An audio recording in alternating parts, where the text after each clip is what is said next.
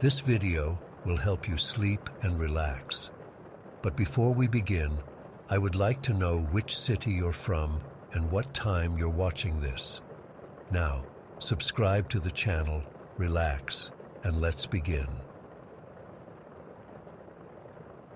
I've never been the type to believe in ghosts or anything supernatural. As a police officer for 7 years, I've seen some truly messed up stuff, but it's always had a logical explanation. Drugs, alcohol, mental health issues, you name it. But what happened to me last Saturday night, I just can't make sense of it. I've been losing sleep over it. I've talked to my partner about it, and he thinks I'm making it up or that I was hallucinating from exhaustion. But I know what I saw. I know what I experienced.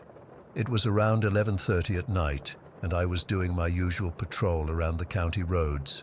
It was raining heavily, the kind of downpour where your wipers can barely keep up, and visibility is reduced to just a few feet ahead. I remember thinking about how I couldn't wait to get home, make some hot chocolate, and crawl into bed. The roads were completely deserted. No one in their right mind would be out in that kind of weather unless they absolutely had to be. I was driving down County Road 16, a long stretch of poorly lit road that winds through farmland and patches of forest. That's when I saw her. At first, I thought my eyes were playing tricks on me, but as I got closer, I could make out the figure of a young woman standing by the roadside. She was completely soaked, wearing nothing but a white dress that was clinging to her body, and she was barefoot. Her feet were sinking into the mud as she stood there, looking disoriented. I pulled over immediately. As a cop, you're trained to help people in distress, and this woman clearly needed help. I grabbed my flashlight and umbrella from the passenger seat and stepped out into the rain. The sound of the rain hitting the umbrella was deafening. "Ma'am, are you okay?" I called out as I approached her. She turned to face me, and I could see that she was young. Early 20s maybe, with long dark hair plastered to her face from the rain. Her eyes, I remember thinking there was something odd about her eyes, but I couldn't quite place what it was. I had an accident," she said, her voice barely audible over the rain. "I need to get home." I looked around but couldn't see any sign of a vehicle nearby. "Where's your car?" I asked, shining my flashlight around us. "It's down there." She gestured vaguely towards a bend in the road. "I lost control. It went off the road." "Are you hurt?" I asked, looking her over for any visible injuries. She didn't appear to be bleeding, but she was shivering uncontrollably. She shook her head. "I just want to go home, please." I nodded and led her to my cruiser. "I'm Officer Reynolds. What's your name?" "Emily," she replied softly as I opened the passenger door for her. "Emily Carter." I noticed her muddy footprints as she climbed into my cruiser, and I made a mental note to clean them up later. I got back in the driver's seat and turned up the heat. Emily was shivering, her arms wrapped around herself. "Where do you live, Emily?" I asked, putting the car in drive. "Cedar Heights," she said, "on Willow Street, number 27. I knew the area. Cedar Heights was about 15 minutes away, on the other side of town. "What were you doing out here in this weather?" I asked, trying to make conversation as we drove. "I was going to my friend's house," Emily explained, her voice a little steadier now that she was warming up. "She lives out in the country. We were supposed to have a girls' night, but then the rain started getting really bad. I was on my way back home when I lost control of my car." I nodded, glancing at her occasionally as I drove. She was still pale, and there was something off about her. I couldn't quite put my finger on it. She kept tapping her fingers on her knees nervously, and her gaze seemed distant, like she wasn't fully present. "Should we call someone?" I asked. "Let them know you're okay?" Emily shook her head quickly. No, it's late. I don't want to wake anyone up. I'll call them when I get home." As we continued driving, I started to feel uneasy. Something about this whole situation felt wrong. Emily wasn't making much conversation, just staring out the window with an expression I couldn't read. The rain was still coming down hard, drumming against the roof of the cruiser, and the windshield wipers were struggling to keep up. We were approaching the turnoff that should lead to Cedar Heights when Emily suddenly spoke up. "Not this turn, the next one." I frowned. "This is the turn for Cedar Heights." "No, it's the next one," she insisted, her voice taking on an edge I hadn't heard before. Against my better judgment, I drove past the turn. I knew the layout of this town like the back of my hand. I'd been patrolling these streets for 7 years. Cedar Heights was definitely at that turn. But I kept driving, a cold feeling settling in the pit of my stomach. "So, how long ago was your accident?" I asked, trying to keep my voice casual. Emily hesitated. I don't really remember. It feels like it just happened, but also like it was a long time ago. Does that make sense?" It didn't make sense. None of this made sense. And then a thought crossed my mind. A story I'd heard around the station, an urban legend really, about a vanishing hitchhiker. I'd always laughed it off as nonsense, but now... "There!" Emily suddenly pointed ahead. "That's my neighborhood. Turn right here." I turned onto the street she indicated, my hands gripping the steering wheel tightly. This wasn't Cedar Heights, but it was a residential area I recognized. The houses were older here, many of them looking like they hadn't been renovated in decades. "It's that one," Emily said, pointing to a small white house with a wraparound porch. "Number 27. I pulled up in front of the house and put the car in park. The rain had eased up a bit, but it was still coming down steadily. I turned to ask Emily if she wanted me to walk her to the door, but the passenger seat was empty. My heart nearly stopped. I swear I hadn't heard the door open or close. I hadn't seen her get out. She had just vanished. I looked out the windows frantically, thinking maybe she had gotten out without me noticing, but there was no sign of her anywhere. I grabbed my flashlight and got out of the cruiser, scanning the area. "Emily?" I called out, my voice sounding strained even to my own ears. No response. Then I noticed the front door of the house was slightly ajar. Every instinct I had as a police officer was screaming at me that something was very wrong. I should call for backup. I should wait. But instead, I found myself walking up to that house, drawn by something I can't explain.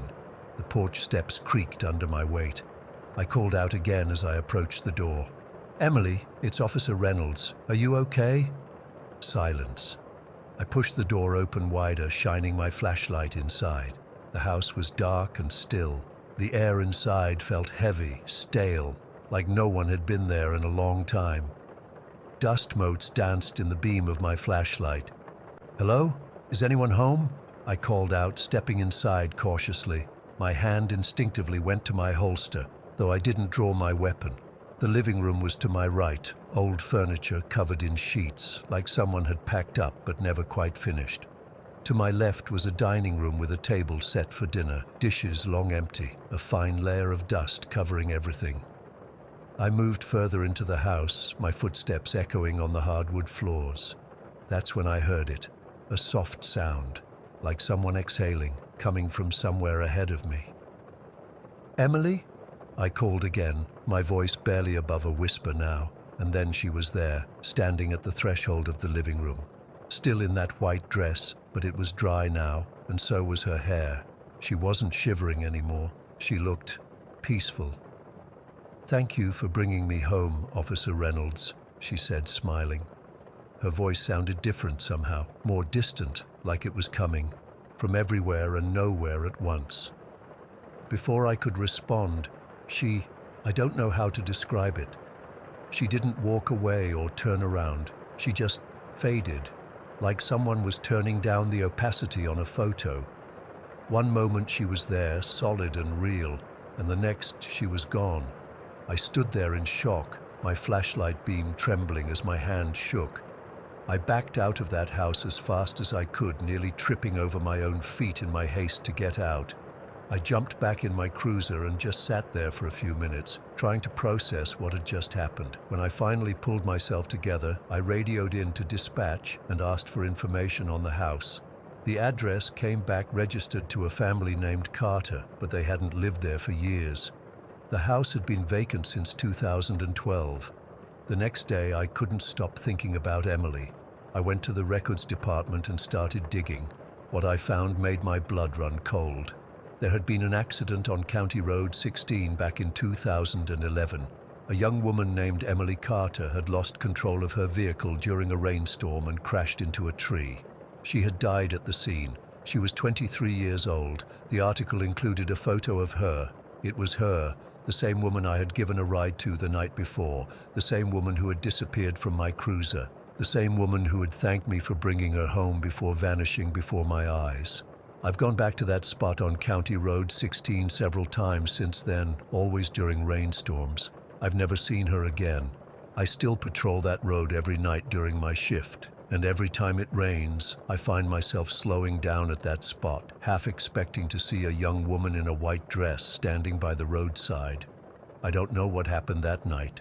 I don't know if I helped a ghost find her way home or if I experienced some kind of hallucination. All I know is that it changed me. I can't look at the world the same way anymore. And every time I drive past that empty house on Willow Street, I can't help but wonder if Emily is still there, waiting for someone else to bring her home. Story 2. I've always considered myself a pretty rational person. Not the type to buy into ghost stories or freak out over weird noises in the dark. But what happened last summer changed everything for me. I'm still trying to make sense of it, and I guess writing it all down might help. I haven't told many people about this because, well, it sounds crazy even to me.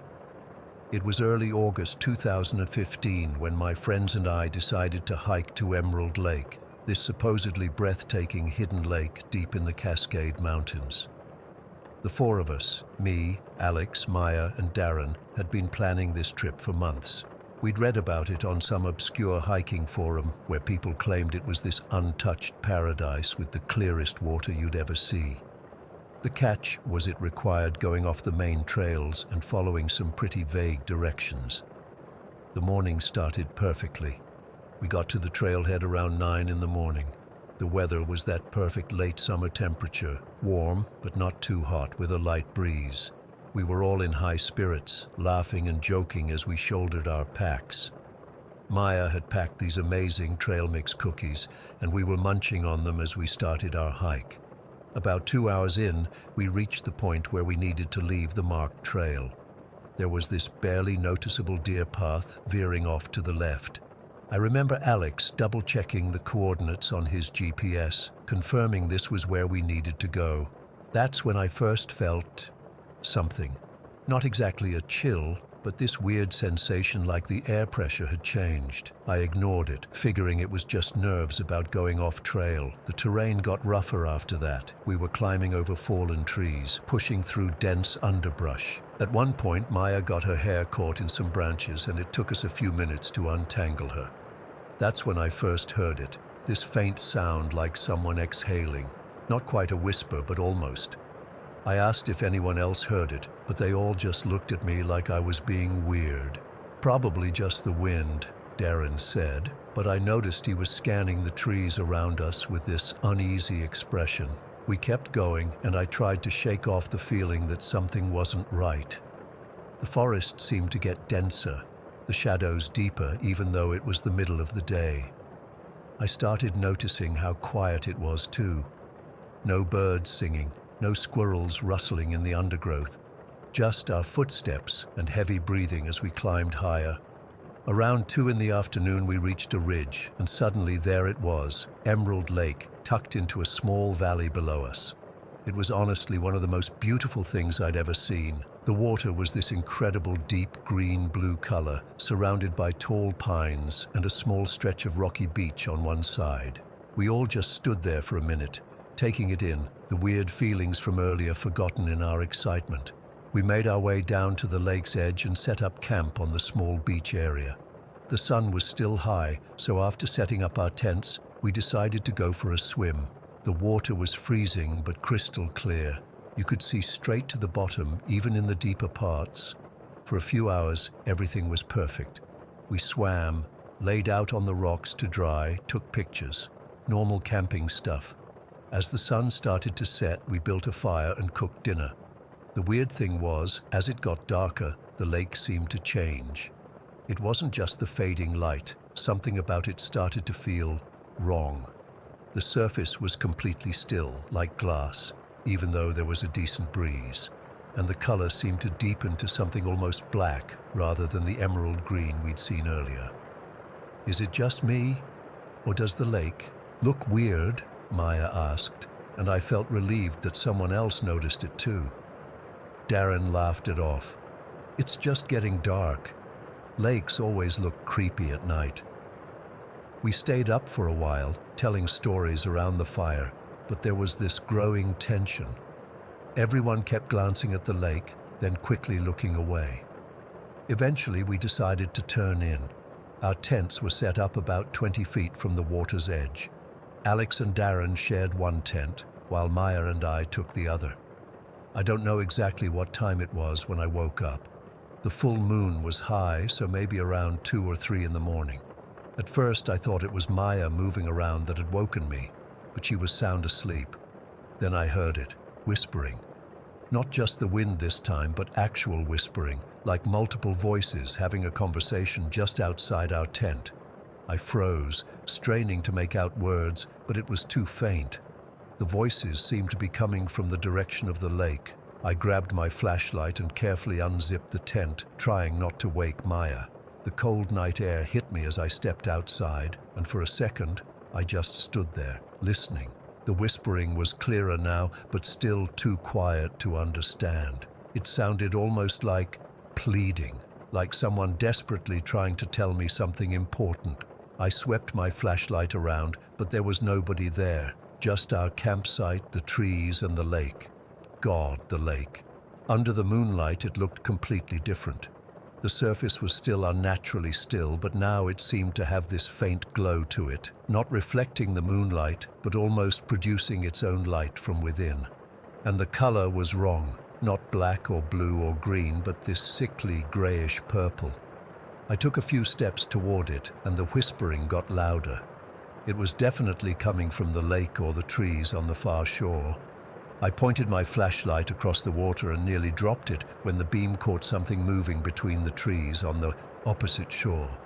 At first, I thought it might be animals, maybe deer or even a bear. But as I watched, I could make out what looked like human figures, tall and thin, moving in and out of the tree line. Except they moved wrong, jerky and too fast, then unnaturally still. I couldn't make out any features, just dark silhouettes against the slightly lighter background of the forest. The whispering suddenly changed tone, becoming more urgent. I swear it sounded like "help us" repeated over and over, but distorted somehow, like hearing a voice underwater. My heart was pounding so hard I could feel it in my throat. I stumbled backward, nearly tripping over a rock as I rushed back to the tents. I burst into ours first, shaking Maya awake. "What the hell?" she mumbled, pushing my hands away. "There's something out there," I hissed, trying to keep my voice down even though panic was setting in. "By the lake, I saw people or something." She must have heard the fear in my voice because she sat up immediately, fully alert. "What do you mean, something?" "I don't know, but there's whispering and these figures across the lake." She grabbed her glasses and followed me outside. I woke Alex and Darren too, who emerged from their tent looking annoyed until they saw my face. "Dude, what's wrong? You look like you've seen a ghost," Alex said, rubbing sleep from his eyes. I pointed toward the lake. "Listen." We all stood silent for a moment. The whispering had stopped. The lake looked normal again, just dark water under moonlight. I felt like an idiot. "I swear there was something," I started to say when a massive crash came from the woods behind us, like a tree falling or something huge being thrown. We all jumped and Maya let out a small scream. Then came the laughter. It wasn't human laughter. It was high-pitched and musical, but wrong somehow, like broken glass in a blender. It echoed across the lake, seeming to come from everywhere at once. "What the fuck was that?" Darren whispered, his voice cracking. The whispering started again, louder now, and this time everyone could hear it. The voices overlapped, some low and guttural, others high and childlike, all speaking too fast to understand. "We need to go now," Alex said, already moving toward the tents. No one argued. We threw our sleeping bags and essentials into our packs, not bothering with anything we couldn't grab in seconds. The whole time the whispering grew more frantic, and occasionally that horrible laughter would ring out, closer each time. Maya was shaking so badly she could barely tie her shoes. I wasn't much better. My hands felt numb and clumsy as I tried to secure my pack. We didn't bother taking down the tents properly. Darren just grabbed his expensive camping knife and slashed the guy lines, saying we could buy new ones. We left the fire pit and half our supplies scattered around the campsite. The trail back up to the ridge was steeper than I remembered, and in the dark, it was treacherous. Our flashlights cast jumping shadows that made everything worse. I kept thinking I saw movement at the edge of the light, but when I turned to look directly, there would be nothing there. What was truly terrifying was how the trail itself seemed different. There were fallen trees blocking our path that hadn't been there before, sections that were suddenly muddy and slippery, sharp rocks where I swear there had been smooth ground on our way in. It was like the mountain itself was trying to keep us there. We had been hiking for maybe 15 minutes when we heard branches snapping behind us. Not small twigs, but the heavy crack of substantial limbs breaking. And that laughter again, closer now, almost on top of us. "Run!" I don't know who shouted it, maybe all of us. But suddenly we were sprinting up the trail, scrambling over rocks and logs, slipping on loose gravel. Maya fell once, scraping her knee badly, but Darren yanked her up without stopping.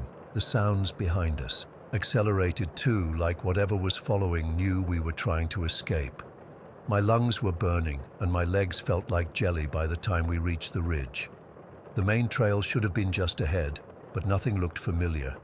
In the daylight, finding our way had been easy, but now everything was disorienting shadows and unfamiliar shapes. "Where's the trail?" Alex gasped, spinning around with his flashlight. For a horrible moment, I thought we were lost, that we'd have to stay on the mountain until daylight.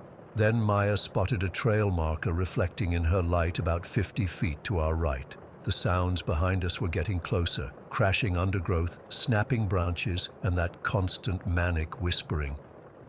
As we reached the main trail, Darren looked back and let out a strangled sound. I turned to follow his gaze and saw them, at least a dozen shadowy figures at the edge of the trees, their forms blacker than the darkness around them. They weren't moving anymore, just standing there, watching us. We ran like we've never run before, down the main trail toward the parking area. It was probably another 2 miles, but we did it in what felt like record time, fueled by pure adrenaline and terror. The whispering and laughter faded the further we got from the lake, but none of us slowed down until we reached the car. Alex fumbled with the keys, dropping them twice before managing to unlock the doors. We piled in, throwing our packs into the trunk, and he peeled out of the parking area, tires spitting gravel. As we drove away, I looked back at the mountains looming dark against the night sky.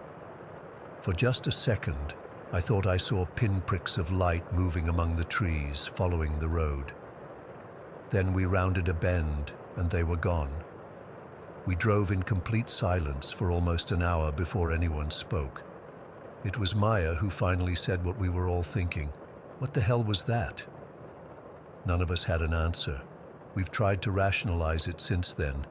Maybe it was other hikers playing a prank. Maybe we all got into some kind of toxic mushroom spores that caused hallucinations. But deep down, I know those explanations are bullshit.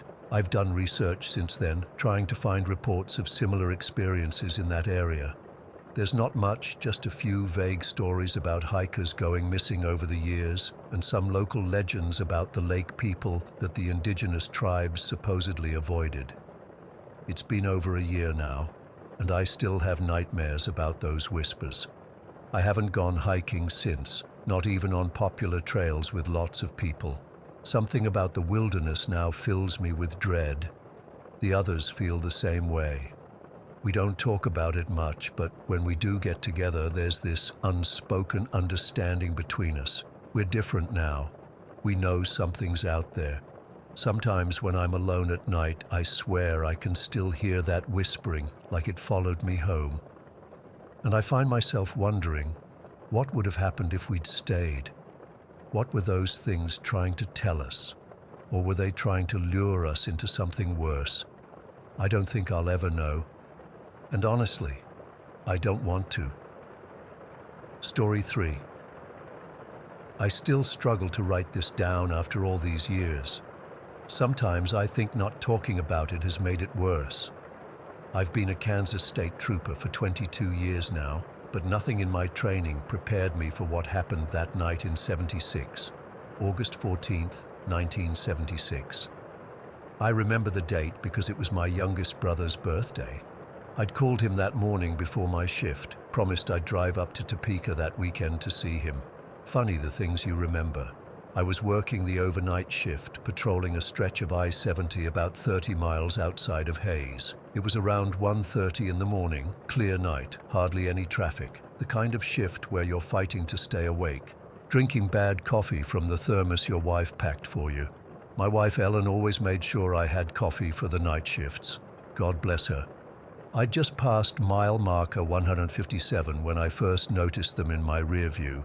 7 white Ford sedans, all identical, traveling in perfect formation. When I say perfect, I mean perfect, like they were connected by invisible rods. The spacing between each car couldn't have been more than 4 feet, and they were maintaining exactly the same speed.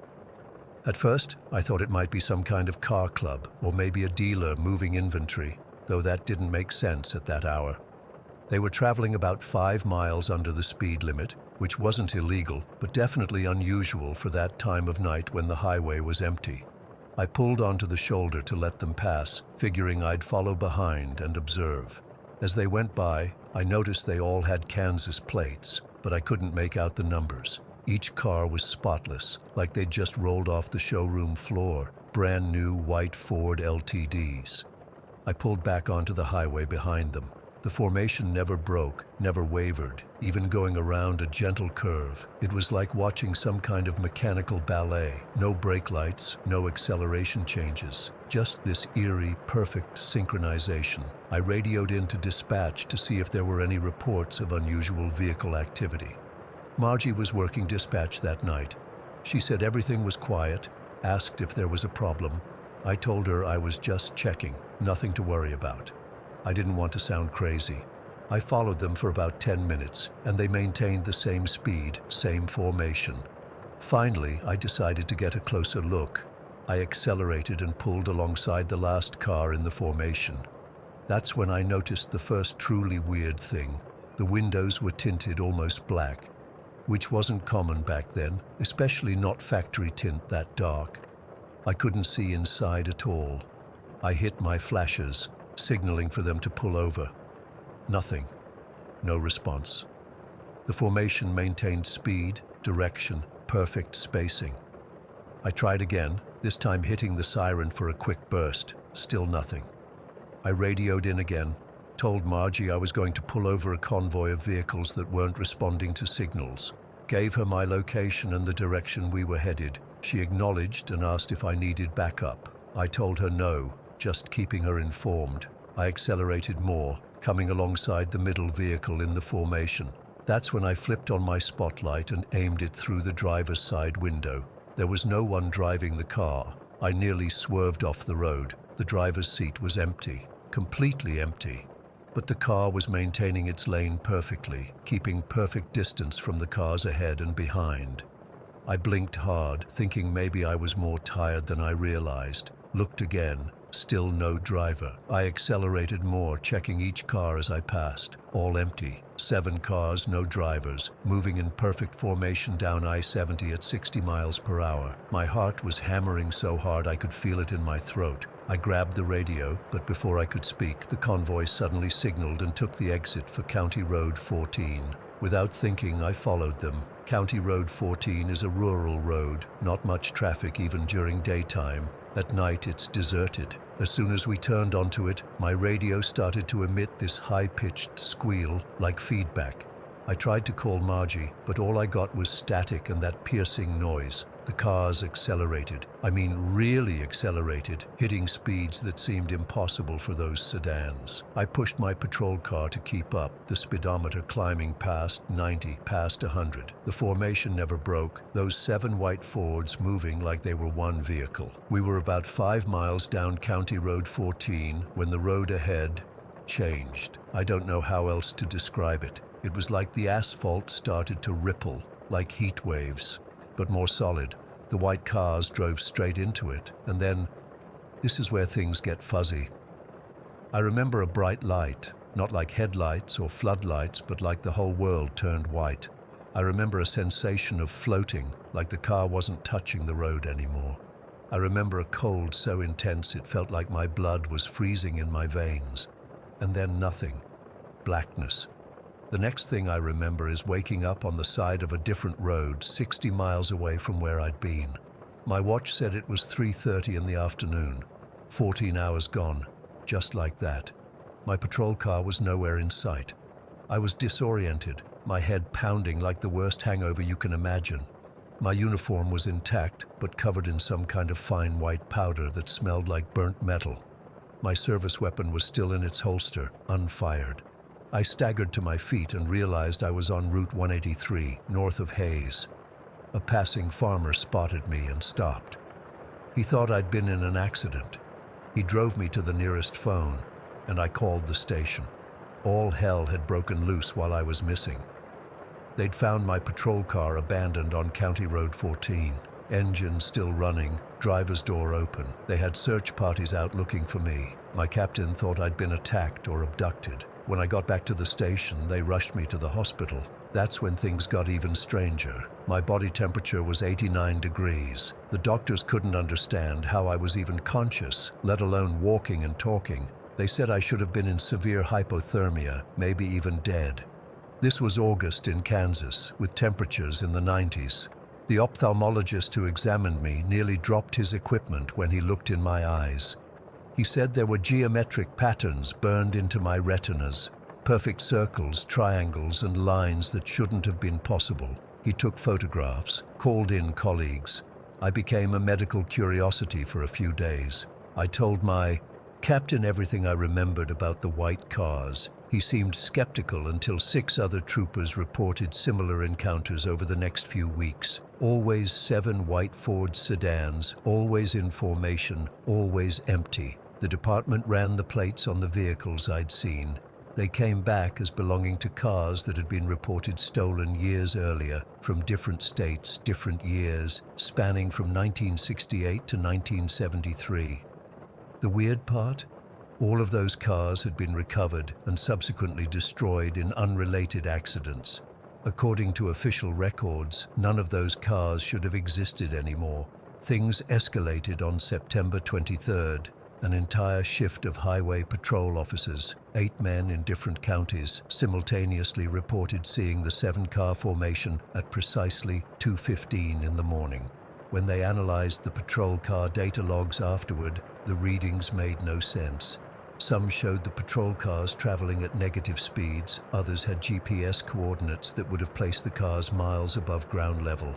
One trooper's dashboard clock ran backward for 17 minutes during his encounter. As for me, I started having visions, I guess you'd call them. I would suddenly see a highway, a specific mile marker, and a terrible accident. The first time it happened, I dismissed it as trauma from my experience. 3 days later, a multi-vehicle pileup occurred at exactly the location I'd seen, killing 4 people. After the 3rd time this happened, my captain quietly assigned me to desk duty. The military got involved at some point, though they never officially acknowledged it. A friend in the department told me they'd been tracking 7 unidentified objects moving in formation above Kansas throughout August and September. Objects that sometimes disappeared from radar only to reappear hundreds of miles away seconds later. Then, on October 31st, it all stopped. No more sightings, no more encounters. My visions tapered off too, becoming less frequent, less clear. Life slowly returned to normal, or what passed for normal after something like that. I went back on patrol duty in January of '77. Never saw the white sedans again, but I'd be lying if I said I didn't look for them every night. The highway department quietly installed new equipment in all patrol cars, better radios, emergency beacons that worked on multiple frequencies, backup systems for everything. The official report concluded that it was mass hysteria triggered by fatigue and isolation among night shift troopers. The medical anomalies were dismissed as equipment malfunctions or misreadings. My missing 14 hours were attributed to stress-induced amnesia following a minor concussion they speculated I'd suffered when abandoning my vehicle for unknown reasons. But I know what I saw. Those cars were empty. They moved with impossible precision. And whatever happened during those missing hours left its mark on me in ways I'm still discovering. Last year I was flipping through a car magazine and froze when I saw a concept design for a future Ford model. It looked exactly like one of the geometric patterns that had been burned into my retina back in '76. The article said the design was revolutionary, unlike anything seen before. I still work nights sometimes. The younger troopers think I'm just a superstitious old-timer when I warn them about white sedans and the 2:15 a.m. dead zone. But every few years, a report crosses my desk. Equipment failures, missing time, unexplained vehicle sightings, always around 2:15 in the morning, always on clear nights. I've never told this story publicly before.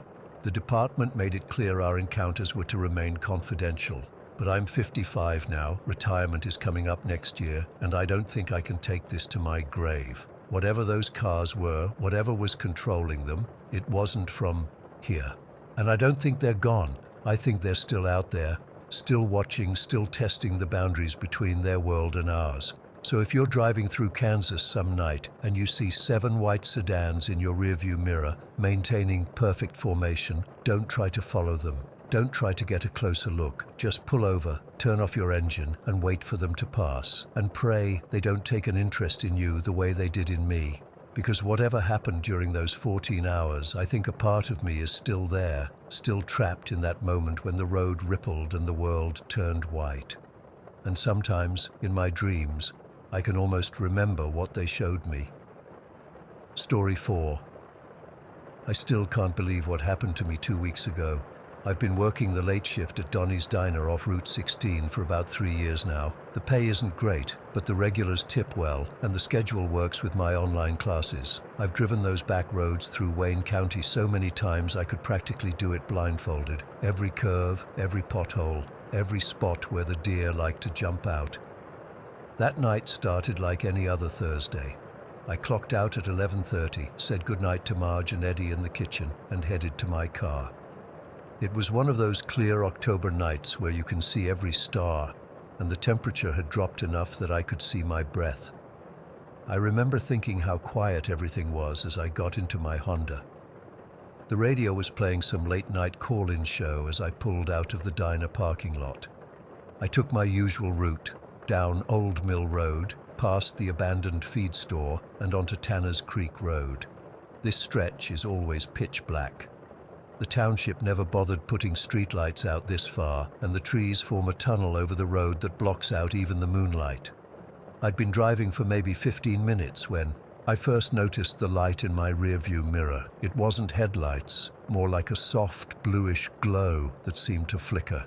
At first, I thought it might be someone's porch light reflecting off something, but there aren't any houses for miles on that stretch.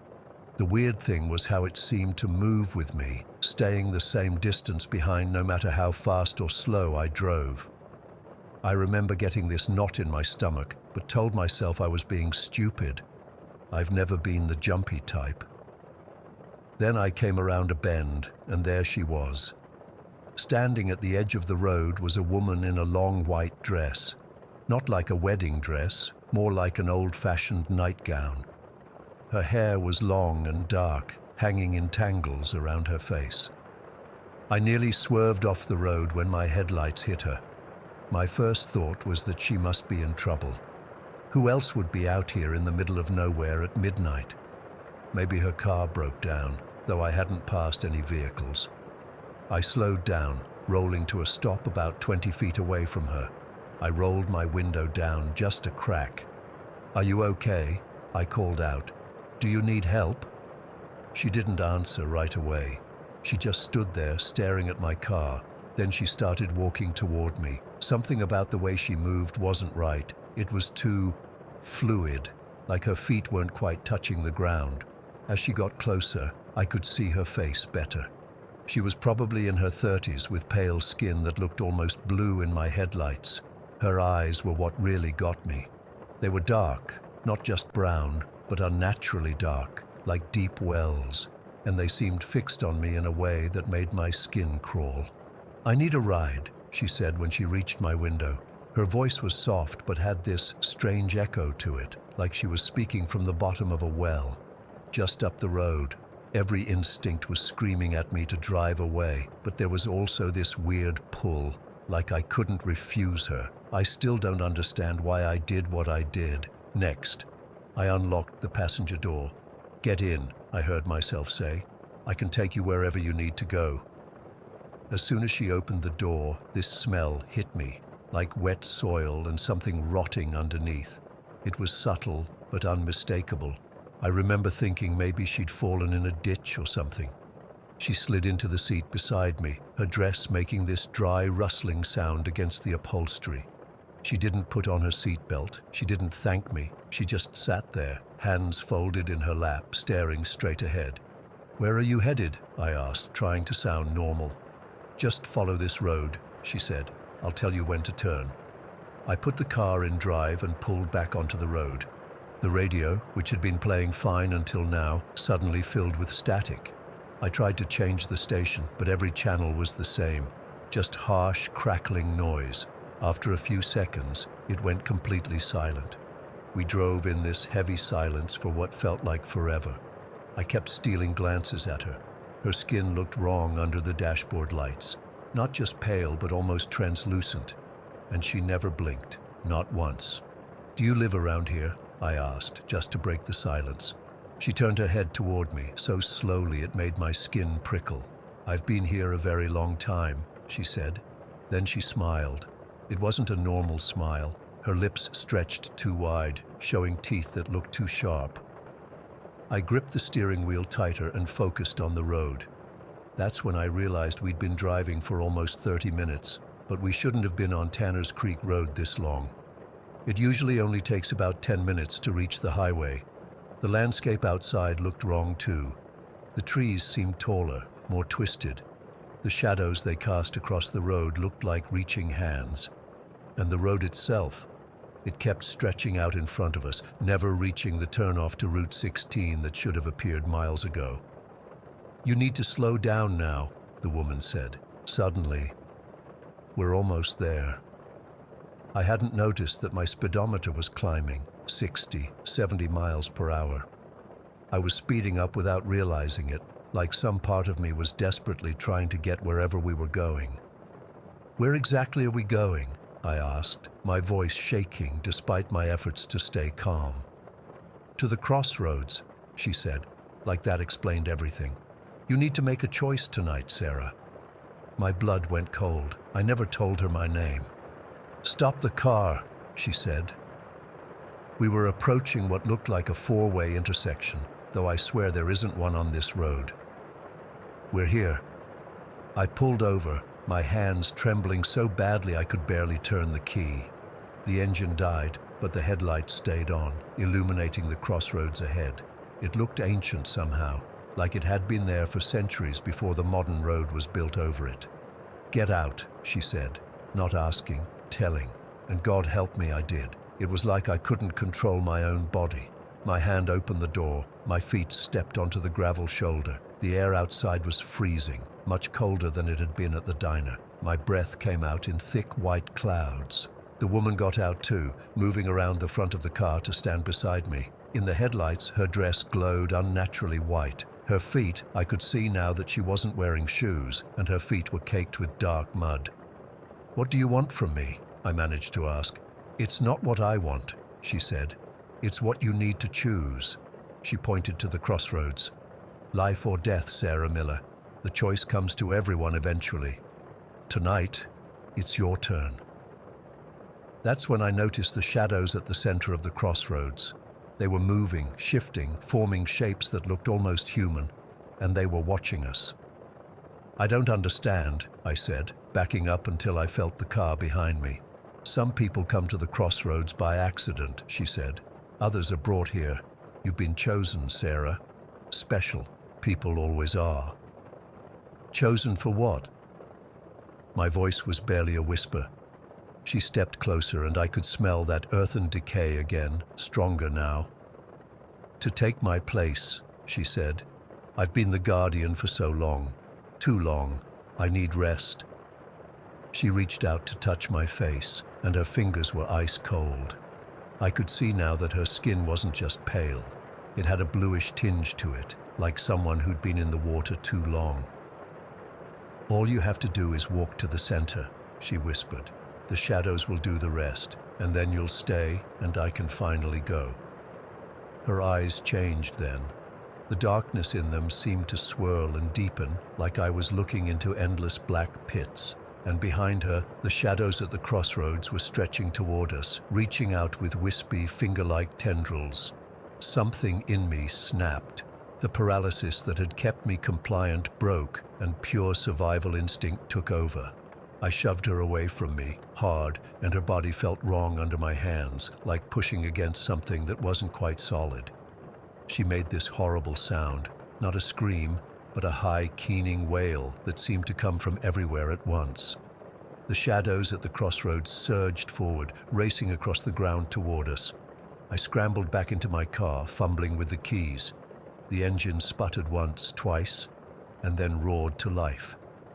Through the windshield, I could see the woman standing directly in front of my car, her face contorted with rage, her mouth open too wide for a human face. I threw the car into reverse, tires spinning on gravel. The woman lunged forward, her arms stretching impossibly long, fingers clawing at the hood of my car. I spun the wheel, turning the car around, and slammed it into drive. As I sped away, I could see her in my rearview mirror, standing in the middle of the road. The shadows were all around her now, writhing and twisting, and she was still screaming that unearthly wail.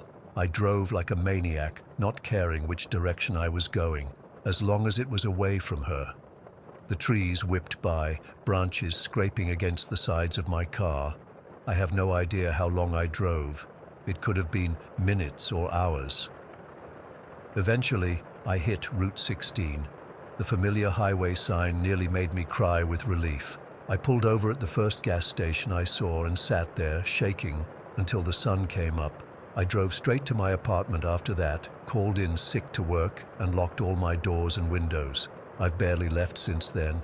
I've tried researching local legends, looking for anything about a woman in white or crossroads in Wayne County. There are a few ghost stories, but nothing that matches what I experienced. I even drove out to where I think the crossroads was in broad daylight with a friend. There's nothing there. Just the regular road with no intersection. But I know what I saw, I know what happened, and I can't shake this feeling that she's still out there, waiting. Sometimes when I'm driving home late, I think I see that blue light in my rear-view mirror again. And every time I pass a woman walking alone on the side of the road, my heart nearly stops. I don't know what would have happened if I'd walked to the center of that crossroads. I don't know what taking her place would have meant. But I know I narrowly escaped something truly terrible that night, something that doesn't belong in our world. And I can't help but wonder, who will she try to choose next? Story 5. I've been sitting on this experience for months now, unable to talk about it. Even typing this makes my hands shake. I need to get this out though. Maybe someone can make sense of what happened, because I sure as hell can't. Last October, I was working as a real estate agent in Cravens Mill, Minnesota. Small town, nice people, beautiful scenery. I'd been doing okay with modest properties, but I was desperate to break into the luxury market. When the old Watterson Place on Midnight Lake came up for sale at a surprisingly low price, I jumped at the opportunity. The Watterson house was this gorgeous Victorian, the kind with weathered blue clapboard siding, ornate trim, and a wraparound porch that gave you perfect views of the lake. It screamed old money. Properties like that usually sell fast, even in small towns, but this one had been sitting on the market for months. I couldn't understand why. At that price point, it should have been gone in days. What really bothered me was how locals reacted whenever I mentioned the property. They'd change the subject, make excuses to leave, or give these vague warnings about the place not being right. I figured it was just small-town superstition. Every lakeside community has their ghost stories. After 3 failed showings where potential buyers suddenly lost interest halfway through the tour, one woman literally ran back to her car, I decided I needed to understand the property better. My colleague Michael specialized in historical architecture, so I convinced him to spend a weekend at the house with me. I told myself it was about appreciating the craftsmanship, but honestly, I just didn't want to stay there alone. We arrived on Friday, October 25th. The fall colors were peaking, reds and golds reflecting off the lake's surface. The house looked perfect in that light. Inside, everything was immaculate. Previous owners had updated the plumbing and electrical while preserving the original woodwork. The place smelled faintly of cedar and furniture polish. That first evening felt normal. We ordered pizza, drank some wine, and explored the house. Michael geeked out over the hand-carved banister and crown molding. I was more interested in the expansive views of the lake from nearly every window. The master bedroom had these gorgeous bay windows that gave a panoramic view of the water. Around 11 that night, I noticed something odd. The sound of water lapping against the shore seemed abnormally loud, almost like it was amplified. I mentioned it to Michael, who shrugged it off, saying sound carries differently over water at night. I tried to convince myself he was right. I fell asleep around midnight in one of the upstairs bedrooms facing the lake. At exactly 3:17, I remember checking my phone. I woke up to a cold sensation on my feet. Water was pooling on the hardwood floor, seeping in from the wall facing the lake. Not dripping down the wall, coming through it. The wallpaper wasn't even wet. The water just appeared like it was materializing from nowhere. I jumped out of bed and ran to get Michael. By the time we returned with towels, the water was gone. Completely dry floor, no damage, no explanation. We checked every pipe in that section of the house. Nothing. Michael suggested it might have been condensation or that I dreamed it. I knew I hadn't. The next morning, I was sitting on the porch with coffee when an elderly woman walked up the long driveway. She introduced herself as Eleanor Marsh, said she'd lived in Craven's Mill her whole life. She seemed nervous, kept glancing at the lake while we talked. "You shouldn't be staying here," she finally said. "This house has never been right since the Watterson children died." When I pressed her for details, she told me the story. In 1987, 3 Watterson children, ages 7, 9, and 12, had drowned in the lake during a summer party. Their bodies were recovered in a perfect triangle formation, as if they'd been arranged that way. The autopsies showed they'd all died at exactly the same time, despite being strong swimmers. After the tragedy, the parents started experiencing strange phenomena. Unexplained water damage, items going missing only to be found at the shoreline. The mother, Mrs. Watterson, claimed she saw her children standing on the shore at night, dripping wet, trying to speak to her. Mr. Watterson died of a heart attack the following year. The official report said natural causes, but Eleanor whispered that he'd been found face down in the bathtub, his lungs somehow full of lake water despite the tub being empty.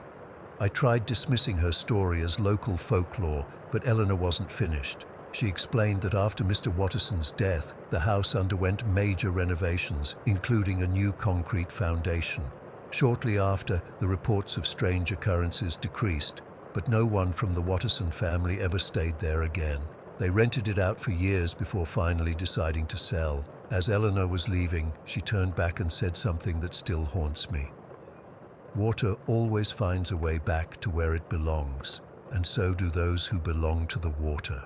I should have packed up right then, should have driven straight back to the city, but I had something to prove to myself, to my boss who doubted I could handle high-end properties, so I stayed.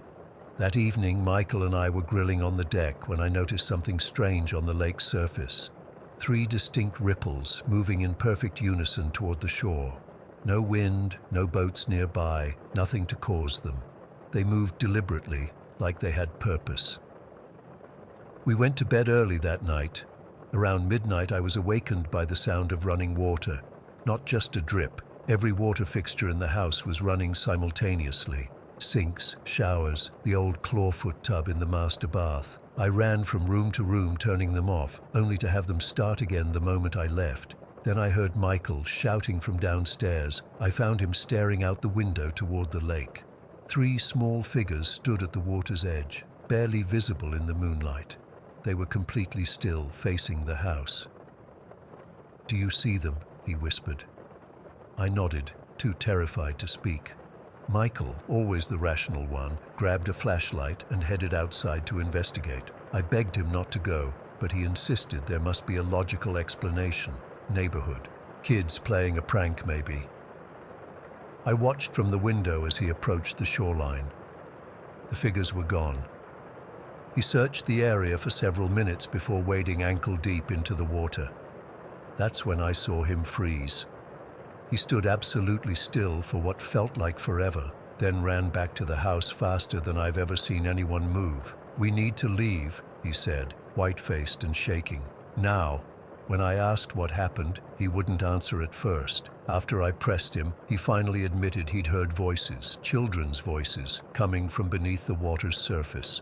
They had said, clear as day, "It's not deep enough to save you." We grabbed our essentials and fled, spending the night at a motel 30 miles away. In the morning light, we convinced ourselves we'd overreacted. Michael suggested carbon monoxide poisoning might explain our shared hallucinations. The old heating system could have been leaking. It seemed plausible enough that we decided to return, pack our things properly, and check the detector. When we arrived, everything seemed normal. No water damage, no running faucets. The carbon monoxide detector was working fine, showing normal levels. We were packing up when a sudden storm hit. The sky went black within minutes, and rain came down in sheets. The lake began to rise at an alarming rate. We watched in horror as the water crept up the lawn toward the house, much faster than seemed natural. Other properties around the lake appeared minimally affected, but the water was surging specifically toward the Watterson house. We abandoned our packing and fled again. 2 days later, after the storm had passed, emergency management reported that Midnight Lake had overflowed its banks, with the Watterson property suffering the most extensive damage. The basement had completely flooded. What happened next made the local news. Workers draining the basement discovered 3 sets of small footprints embedded in the concrete foundation. They were facing inward, toward the center of the house. Carbon dating later confirmed the concrete had been poured shortly after the drowning incident in 1987. I quit real estate the following week and moved away from Craven's Mill. Michael stayed but refuses to talk about what happened. The Watterson house remains unsold, with engineers puzzled by the damage patterns, which apparently suggest something had been systematically trying to enter the house from below. Last month, I received an anonymous email containing a statement from the only living construction worker who had been part of the 1987 renovation. He claimed that Mr. Watterson had insisted on pouring the concrete for the foundation alone, at night, with no witnesses. When questioned about it, Watterson had simply said it was about making sure his children would always have a way home. I still wake up sometimes feeling water on my feet. I've checked my apartment's plumbing a dozen times. There's never any leak, never any explanation, just the lingering sensation of cold water and the memory of 3 small figures standing at the shore, waiting to come home. Story 6. I've been a long-haul trucker for almost 15 years now, and I've seen pretty much everything you can imagine on America's highways. Drunk drivers, terrible accidents, wild animals, you name it. But what happened to me 3 months ago on Highway 31 still makes my skin crawl every time I think about it. I haven't told many people, just my wife and a couple of close trucker buddies, because I know how it sounds, but I need to get this off my chest, and maybe someone here has experienced something similar. It was the first week of October, and I was making my regular Chicago to Nashville run. I'd done this route hundreds of times, so I knew every curve, every rest stop, every little town along Highway 31. The weather was perfect that night, crisp autumn. Air, clear skies, and a full moon so bright it cast shadows across the highway. I remember checking my watch around 11:30 at night and thinking I was making good time.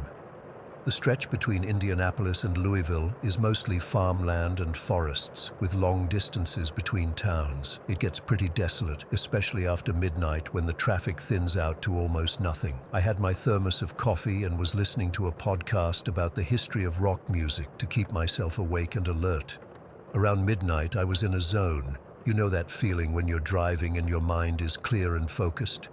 The road was empty except for the occasional car heading the opposite direction. That's when I first saw her. At first I thought my eyes were playing tricks on me. There was this figure standing right at the edge of the road, just beyond the reach of my headlights. As I got closer, I could make out that it was a woman.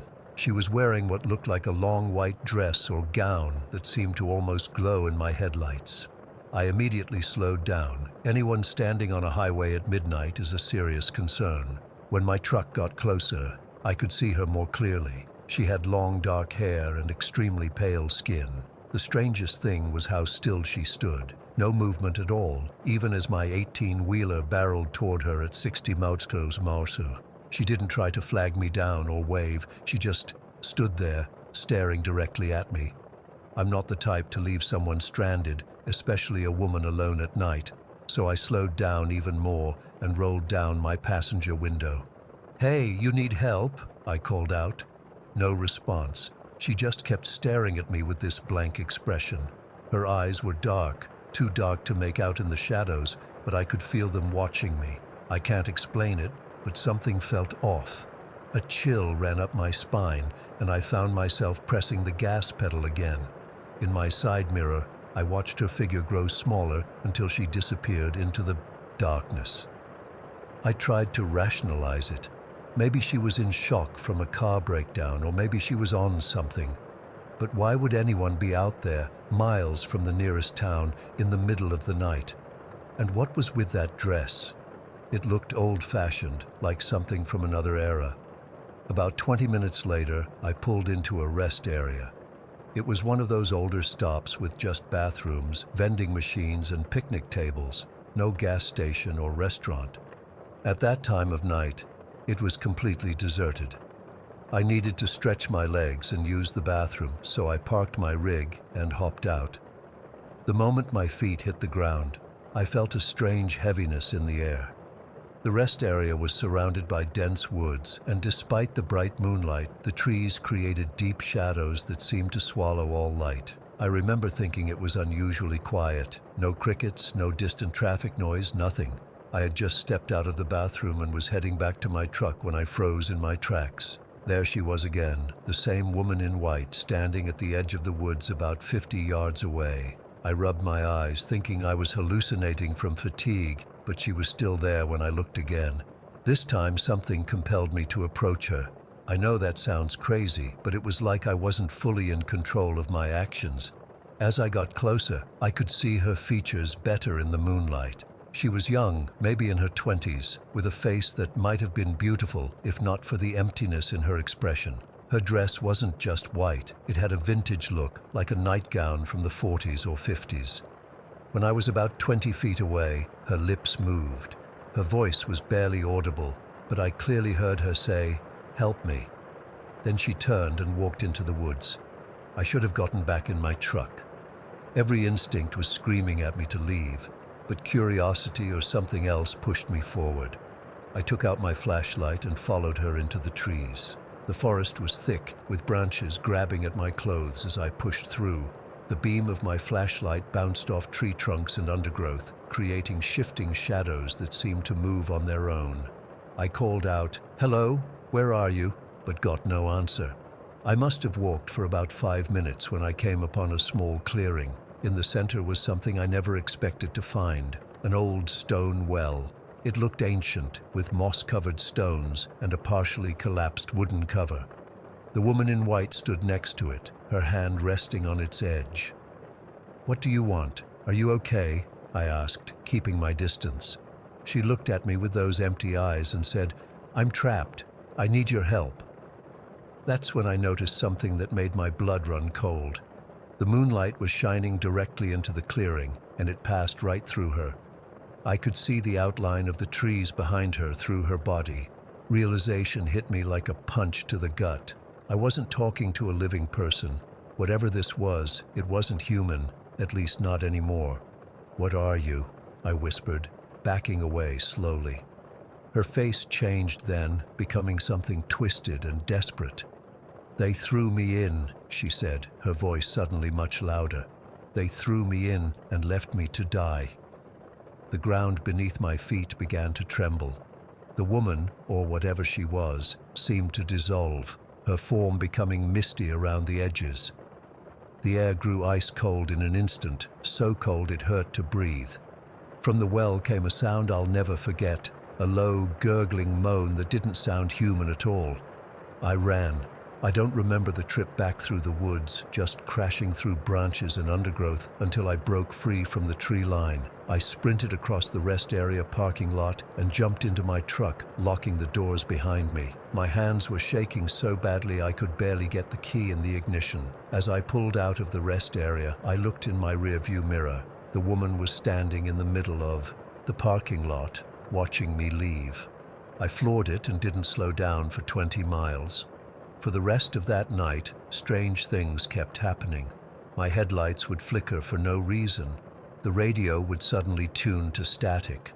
Twice I had to pull over because I thought I saw someone sitting in my passenger seat out of the corner of my eye. And the whole time, I had this overwhelming feeling of being watched. When I finally reached Nashville the next morning, I was exhausted and on edge. I called my dispatcher and told him I needed a couple of days off, claimed I had a stomach bug. I spent that time researching Highway 31 and that particular rest area. What I found chilled me to the bone. There were multiple accounts from other truckers and travelers about seeing a woman in white along that stretch of highway. Some stories dated back to the 70s. But the most disturbing thing I found was a news article from 1956 about a young woman named Eleanor Marsh who went missing in that area. Her car was found abandoned at that same rest stop, but she was never located. Local rumors suggested she had been murdered by her boyfriend and her body hidden somewhere in the vicinity. Curious and desperate for answers, I reached out to a couple of veteran truckers I knew who had driven that route for decades. One of them, an old-timer named Bill, went quiet when I mentioned the woman in white. Then he told me his own encounter from the 90s, how he'd seen her 3 times in one night. He also told me about the well in the woods and the local legend that Eleanor's body had been thrown down there. After a week, I had to get back on the road. My next run took me back up Highway 31, and I was terrified of what might happen. I considered asking for a different route, but didn't want to seem crazy to my boss. As I approached the area where I'd first seen her, I was so tense my knuckles were white on the steering wheel. But nothing happened. No woman by the roadside, no strange feelings, nothing out of the ordinary. Then I came to that rest area. It was daylight this time, around 2 in the afternoon. Something pulled me to stop there. I don't know if it was closure I was looking for or confirmation that I hadn't lost my mind. The rest area looked completely normal in the daylight, just an old, slightly run-down place where travelers could take a break. I hesitated for a long time before walking toward the woods where I'd followed her. I found the clearing again, and the well was still there, looking exactly as I remembered it. Standing there in the daylight, I felt stupid for being so scared, but also certain that what I'd experienced was real. On an impulse, I spoke out loud. "I'm sorry about what happened to you. I wish I could help, but I don't know how." I felt awkward talking to the air, but continued, "I hope you find peace." The moment those words left my mouth, the wind picked up suddenly. It swirled around me, rustling the leaves with unusual intensity. For just a second, I felt a presence beside me. Not threatening, just there. Then it was gone, and the woods were silent again except for normal forest sounds. That was 3 months ago. I've driven that route several times since then, and I've never seen the woman in white again. Sometimes when I pass that rest area at night, I get a slight chill, but nothing like before. I don't know if my acknowledgement somehow helped her, or if she's still out there, appearing to other unsuspecting drivers. I've heard other truckers talk about Highway 31 and the ghostly woman who appears at night. Some laugh it off as an urban legend, but I know what I saw. Whatever, or whoever she was, our paths crossed for a reason that night. I just wish I knew why she chose me and what she really wanted. Some questions don't have answers, I guess. All I know is that I'll never see Highway 31 the same way again. And if you're ever driving that lonely stretch between Indianapolis and Louisville late, at night, and you see a woman in white by the roadside, just keep driving. Story 7. I've been debating for weeks whether to post this. I'm risking a lot by sharing what I found, but people need to know what's happening. I'm typing this from a motel 3 states away from Oak Ridge, Ohio, and I'm still looking over my shoulder every 5 minutes. 6 months ago, I was assigned to audit Oak Ridge Community Hospital. I'm a healthcare compliance auditor, not the most exciting job usually, but it pays the bills, and occasionally I get to travel. When the assignment came across my desk, I almost passed it to my colleague. Small town, 300 people, seemed like a routine check. The only interesting thing was their mortality rates, 78% lower than comparable facilities. That's not just good, that's statistically impossible. I arrived on a Tuesday morning last October. Oak Ridge looked like something out of a tourism brochure. Perfectly maintained streets, manicured lawns, not a single pothole or piece of trash anywhere. The people looked healthy. I don't mean regular healthy. I mean unnaturally healthy. Senior citizens jogging with perfect posture. No obesity. No one using inhalers or walking with canes. I initially thought, wow, whatever they're doing here, other towns should copy it. The hospital itself was surprisingly modern for a small town facility. Dr. Harold Winters, the administrator, greeted me with this practiced smile that didn't quite reach his eyes. He was maybe in his 60s, but moved like someone 30 years younger. Perfect posture, firm handshake, skin that looked too smooth for his age. Ms. Mills, we're delighted to have you review our facility. We pride ourselves on our community wellness approach, he said, leading me through spotless corridors. Everything smelled faintly of antiseptic, but not in the overwhelming way most hospitals do. My first 3 days were spent reviewing patient records. Everything was meticulously documented. Staff credentials checked out. Equipment maintenance logs were perfect. But nothing explained those mortality rates. Cancer patients with stage 4 diagnoses who went into complete remission within weeks. Heart attack victims with extensive damage who were back to normal cardiac function in days, not months. When I asked Dr. Winters about it, he gave me this rehearsed speech about their whole community wellness approach and mentioned innovative transplant protocols authorized under special research exemptions. He showed me paperwork that seemed legitimate but was frustratingly vague on specifics. Our community has invested heavily in preventative care and cutting-edge treatments, he explained, never actually explaining anything concrete. On Thursday night, I was reviewing files in my hotel room when my phone buzzed. Unknown number. The text simply said, Basement Level 3, keypad code 4173, after midnight. See for yourself. I almost ignored it. Sneaking around after hours could cost me my job. But those mortality rates kept nagging at me. People don't just recover from terminal cancer at these rates, it's medically impossible. Around 12:30, I drove back to the hospital. The night security guard was asleep at his desk. Something told me this wasn't an accident. I used my auditor access card to enter the building, then found the service elevator. There were only 2 basement levels on the directory, but when I got in the elevator, I noticed a keypad. I entered 4173, and sure enough, the button for B3 lit up. The doors opened to a sterile corridor that looked nothing like the homey, small-town hospital above. The walls were stark white, the floors polished concrete. It was colder down there, and the air had a strange, sweet metallic smell I couldn't identify. I followed the hallway to a set of double doors marked Cultivation Center. Through small windows I could see rows of cylindrical tanks filled with translucent blue fluid. Each tank was about the size of a water heater, connected to monitoring equipment.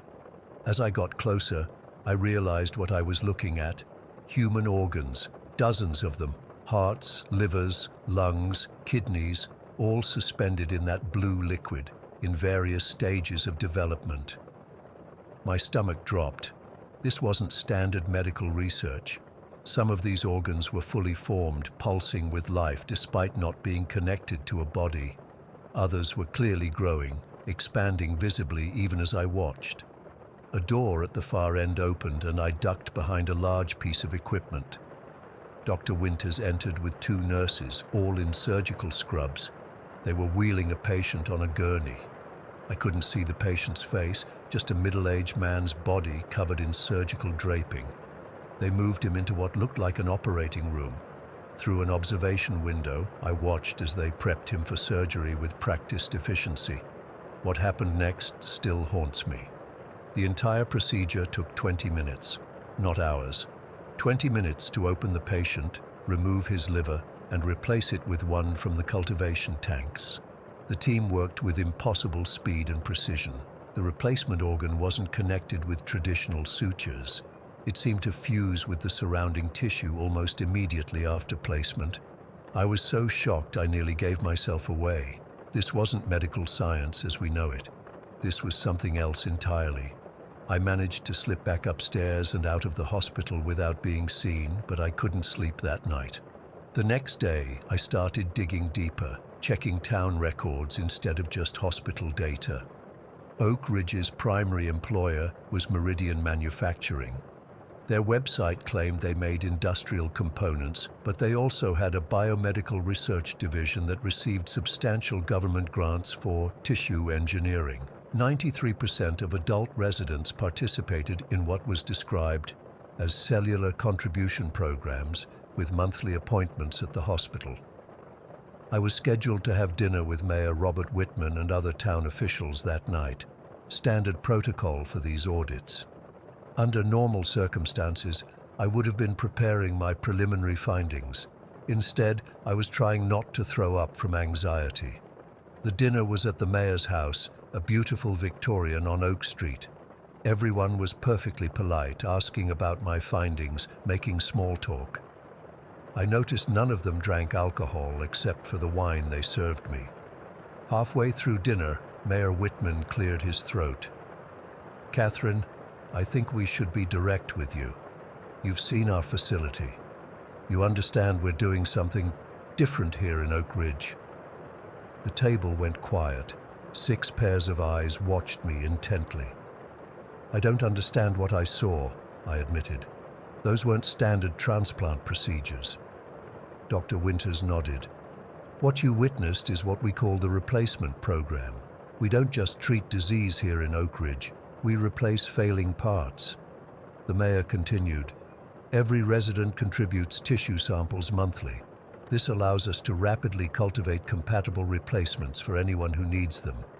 Cancer, we replace the affected organ. Heart disease, new heart.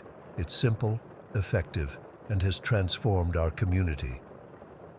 "But that's not FDA approved," I stammered. "Those procedures, those growth tanks, none of that is legal medical practice." "We have exemptions," the hospital's legal counsel said smoothly. "Research authorizations that allow us certain flexibilities." As they spoke, I realized the truth was even more disturbing than what I'd seen. They weren't just replacing failing organs. They were systematically upgrading themselves. Residents weren't waiting to get sick. They were preemptively replacing parts that showed even minor signs of wear. "The real breakthrough," Dr. Winters explained with disturbing pride, "is how we've created a community-wide system of contribution Everyone gives, everyone benefits. Except that wasn't true. As they continued talking, it became clear there was a hierarchy. Town leaders and key professionals received priority for the newest, best replacements. Others were evaluated based on their community contribution, essentially their value to the town. They had created a biological caste system masked by small-town collegiality. I felt sick, but kept my face neutral. And this program is voluntary? The mayor and Dr. Winters exchanged a look I'll never forget. Of course, the mayor said, just like your participation could be. That's when I noticed my wine glass had a faint bluish tint around the rim. I hadn't been drinking alcohol. I'd been consuming markers that were mapping my vascular system. They were evaluating me as a potential resource. We'd like to offer you full community membership, Catherine, the mayor said. Your audit skills would be valuable here. We could start you with minor upgrades. That chronic migraine issue you have, the beginning of arthritis in your hands that you haven't even noticed yet. Simple fixes that would add decades to your quality of life. In exchange for what? I asked, mouth dry. Adjusting your findings, of course, and maintaining program confidentiality. The alternative wasn't stated, but was clear. I would become source material rather than a recipient. I forced a smile. I need to think about it. Of course, Dr. Winters nodded. Take tonight. We'll talk tomorrow. I went back to my hotel room and packed immediately.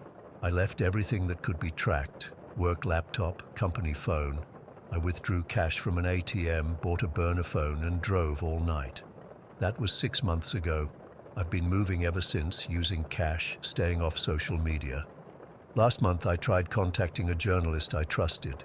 2 days later I spotted Dr. Winters in the coffee shop across from my apartment.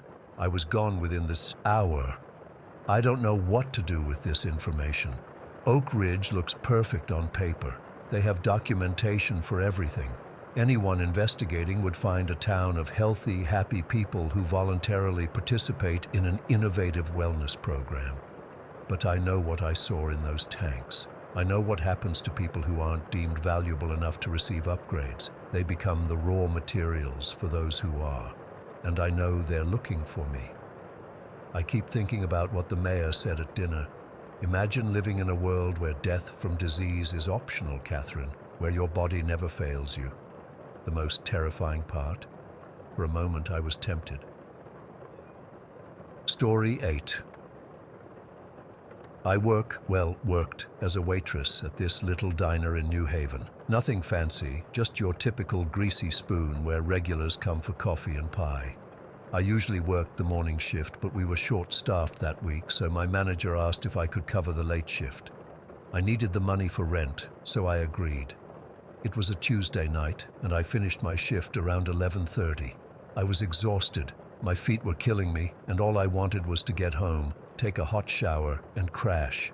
I walked to my usual bus stop only to realize I'd missed the last bus by 5 minutes. Great. I checked my phone. Only 15% battery left. I tried calling my roommate, but she didn't pick up, probably asleep already.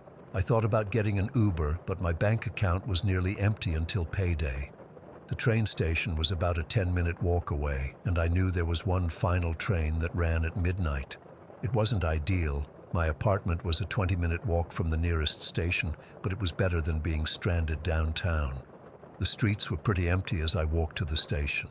Just a few people here and there, mostly heading home from bars. It was that weird hour when the city starts to feel hollow. The temperature had dropped, and I was kicking myself for not bringing a heavier jacket. When I got to the station, it was nearly empty. Just a handful of people scattered around on benches, waiting for the last train. The fluorescent lights overhead were buzzing and flickering, casting weird shadows across the platform. You know those lights that make everyone look sickly? Yeah, those. The whole place had this liminal space vibe that made me uneasy. I found a bench and sat down, scrolling through my phone to kill time, trying to conserve battery. That's when I noticed him. A man in a dark coat sitting about 3 benches away. At first, I didn't think much of it, just another person waiting for the train. But then I realized he was staring at me. Not just glancing, but full-on staring with this intense look that made my skin crawl. I tried to ignore him, but every time I looked up, his eyes were fixed on me. He was maybe in his 40s, with this gaunt face and deep-set eyes. I couldn't see much else because of how he was hunched in his coat, but something about him felt wrong. You know that feeling when someone's watching you and your instincts scream danger? That's what I felt. After a few minutes of this, I couldn't take it anymore. I grabbed my bag and decided to find the restroom, partly because I needed to go, but mostly to escape his gaze for a few minutes. The restroom was at the far end of the station, and as I walked there, I could feel his eyes following me. The restroom was one of those single-occupancy ones that always smell like industrial cleaner. When I pushed the door open, I almost jumped out of my skin. There was an old woman standing by the sink, washing her hands meticulously. She must have been in her 70s or 80s, with wild gray hair that hadn't been brushed in days. Her clothes were dirty and hung off her thin frame like they belonged to someone else. "Sorry," I mumbled, starting to back out. She turned to look at me and I froze. Her eyes were empty somehow, like looking into two holes. She didn't say anything, just stared at me with those vacant eyes while water continued running over her hands. "Are you almost done?" I asked, trying to sound normal. She finally turned off the water and shuffled past me without a word, but as she did, she grabbed my wrist. Her hand was ice cold and bony, and she leaned in close. I could smell something sour on her breath as she whispered, "Don't get on." Then she let go and walked out. I stood there for a moment, trying to process what had just happened. My heart was racing and I had goosebumps all over my arms. I told myself she was just some homeless woman with mental health issues. New Haven has its share of them.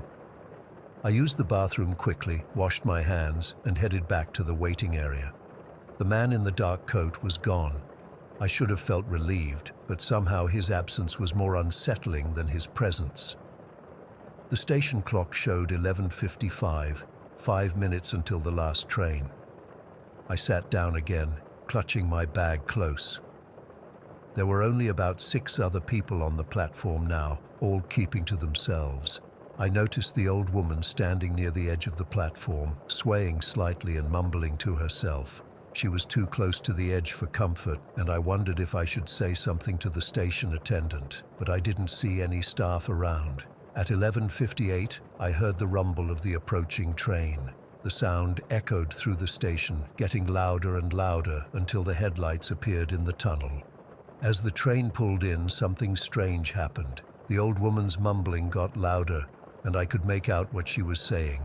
"It's not safe. It's not safe." The train stopped, and the doors slid open. A few passengers got off, maybe 5 or 6 people. They all had the same blank expression, moving like sleepwalkers. None of them seemed to notice or care about the old woman yelling just a few feet away. It was like they couldn't hear her at all. I stood up, hesitating. Something felt off, really off. The old woman's words kept ringing in my ears. "Don't get on." That's when I saw him, the last person to step off the train. He wasn't the man in the dark coat, but something about him was familiar in a terrible way. He was tall and thin, wearing a gray suit that hung loosely on his frame. His face was gaunt, with hollow cheeks and dark circles under his eyes. But it was his smile that made my blood run cold, a wide, unnatural grin that showed too many teeth. As he stepped onto the platform, his eyes locked with mine. I felt like I was looking into an endless void. My whole body went rigid with fear. I couldn't move, couldn't breathe. It was like being paralyzed while fully conscious. The train doors started to close. The old woman was screaming now, her voice shrill and desperate. "Run! Get away from here!" Her scream broke whatever spell I was under. I turned and ran. I didn't look back, didn't stop to think. I just ran as fast as I could, my bag bouncing against my hip, my lungs burning. I burst through the station doors and kept running for another block before I finally stopped, gasping for breath. When I looked back at the station, something impossible had happened. The lights inside had gone out, not just dimmed, completely out. The station looked abandoned, like it had been closed for years, and in the faint glow of the street lamps, I could see the old woman standing outside the entrance, pointing directly at me. "You should have listened," she called, her voice carrying clearly through the night air despite the distance between us. "They've seen you now." I turned and ran again, not stopping until I reached my apartment building. My hands were shaking so badly I could barely get my key in the lock. Once inside, I deadbolted the door and collapsed on my bed, still in my work clothes, too terrified to even turn off the lights. I tried to convince myself it was just stress, exhaustion, and an overactive imagination. But deep down, I knew something truly inexplicable had happened. In the weeks that followed, strange things started happening. I'd catch glimpses of shadows moving in my peripheral vision. I'd hear whispers when I was alone in my apartment, too faint to make out the words, but definitely there. Sometimes I'd wake up in the middle of the night feeling like someone was standing at the foot of my bed, watching me. I quit my job at the diner. I couldn't handle the thought of missing the last bus again. I tried to research the train station's history, looking for any stories about strange occurrences or accidents, but found nothing unusual. Then, last Saturday, my roommate convinced me to go to this house party with her. She was worried about me becoming a hermit, and honestly, I thought being around people might help chase away the fear that had been my constant companion. The party was fine, just a bunch of grad students drinking cheap beer and talking too loudly about their thesis projects. For a few hours, I actually felt normal again. Then, around midnight, I heard it. A train whistle, clear as day, even though we were nowhere near the tracks. No one else seemed to hear it. They just kept chatting and dancing. But I heard it, and something made me look toward the sliding glass doors that led to the backyard. He was there, the man from the train with the hollow eyes and terrible grin, standing in the darkness beyond the glass, looking directly at me, wearing the same gray suit, grinning that same unnatural grin. I dropped my drink. Someone asked if I was okay, but their voice sounded distant, underwater. All I could focus on was him. And then he raised his hand and beckoned to me. I felt something pull at me. Not physically, it was like some invisible force was tugging at my very being. The sounds of the party began to fade. The room seemed to darken around the edges, like a vignette effect in a photograph. I tried to call out to my roommate, but no sound came out. The pulling sensation grew stronger. I fought against it, gripping the edge of a table, but my fingers were slipping. The darkness was closing in, and all I could see was his grinning face. Then everything went black. I woke up 3 days later in a hospital bed. They told me I'd had some kind of seizure at the party. But that's not what happened. I know it's not. Because when I was discharged and went back to my apartment, I found something on my nightstand that hadn't been there before. A small, old-fashioned train ticket, and written on the back in spidery handwriting, "Next time, you will board." I'm staying at a motel now. I've called in sick to my new job for the past week. I don't know what to do or where to go. I feel like I'm being watched constantly. Sometimes I hear that train whistle in the distance, even when there's no train nearby. I don't know what's happening to me or why. All I know is that I should have listened to the old woman, and now it might be too late. Story 9. I've never told anyone about what happened to me last month. I'm still trying to make sense of it, and honestly, I'm scared that talking about it might somehow make it worse. But I can't keep this bottled up anymore. I need to get this out. I worked the late shift at Rosie's Diner in Willow Creek. It's a small town where nothing ever happens, which is why what I experienced feels so out of place. That night, I'd pulled a double shift because Darla had called in sick. By the time I clocked out, it was almost 1 in the morning, and I was exhausted. The usual route home takes about 25 minutes, winding through Main Street and then along the highway before reaching my neighborhood. But that night, I was so tired that I decided to take the Old Forest Road, a shortcut I'd always avoided because it's barely maintained and cuts through the densest part of Harmon Woods. Everyone in town knows that road exists, but hardly anyone uses it anymore since they built the highway. It was one of those decisions you make when you're tired and not thinking straight. I just wanted to get home and collapse into bed. The forest road was exactly as creepy as I'd imagined. My headlights barely cut through the darkness, and the trees formed this tunnel that seemed to swallow my car. The road was rough, with potholes that jolted me fully awake. I remember gripping the steering wheel so tight my knuckles turned white, wondering if this shortcut was actually saving me any time. About 10 minutes in, I noticed something through the trees, a faint, flickering light. At first, I thought it might be a campfire, maybe some teenagers hanging out where they shouldn't be. But as I drove closer, I realized it was coming from what looked like an old building set back from the road. I slowed down.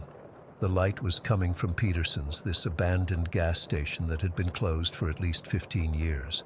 I remembered it from when I was a kid. My dad would sometimes stop there for coffee when it was still running. But now it was just this decaying building that most locals had forgotten about. What made me stop, and God, I wish I hadn't, was the fact that there was a light at all.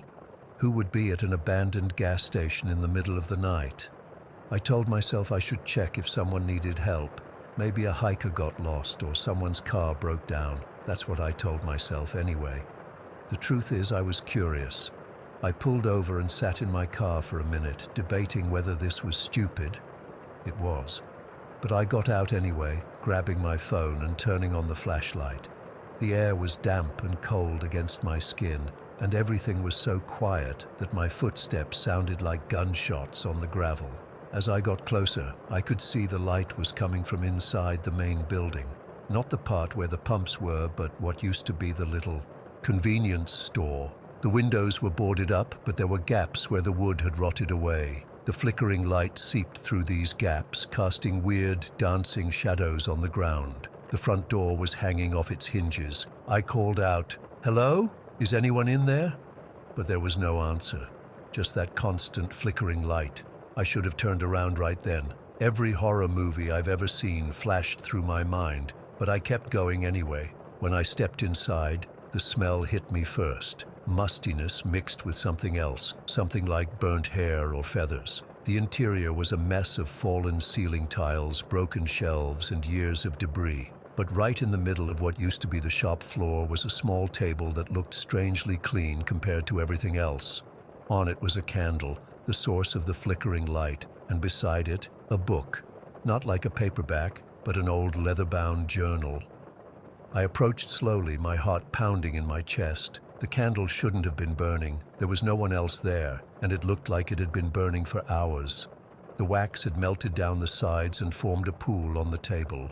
Next to it, the journal lay open, its pages yellowed with age, but the writing still visible. I leaned closer, shining my phone light on the pages. The handwriting was small and cramped, almost desperate. October 19th. They're getting louder. The whispers. At first I thought it was just the wind in the trees, but it's not. They know my name now. They say it when no one else is around. I've tried to leave, but something always brings me back here. I flipped through a few more pages, my hands shaking. October 23rd. The mirror shows them now. Not all the time, but when the candle burns low. I saw her today, the woman with the hollow eyes. She stood behind me, her mouth moving, but no sound coming out. When I turned around, there was no one there. October 30th, I found the ritual. It might work. It has to work. I can't stay here anymore. They're getting stronger, pulling more people in. I'm not the first, and I won't be the last if I don't stop this. I was so absorbed in reading that I didn't notice when the door behind me slowly swung shut.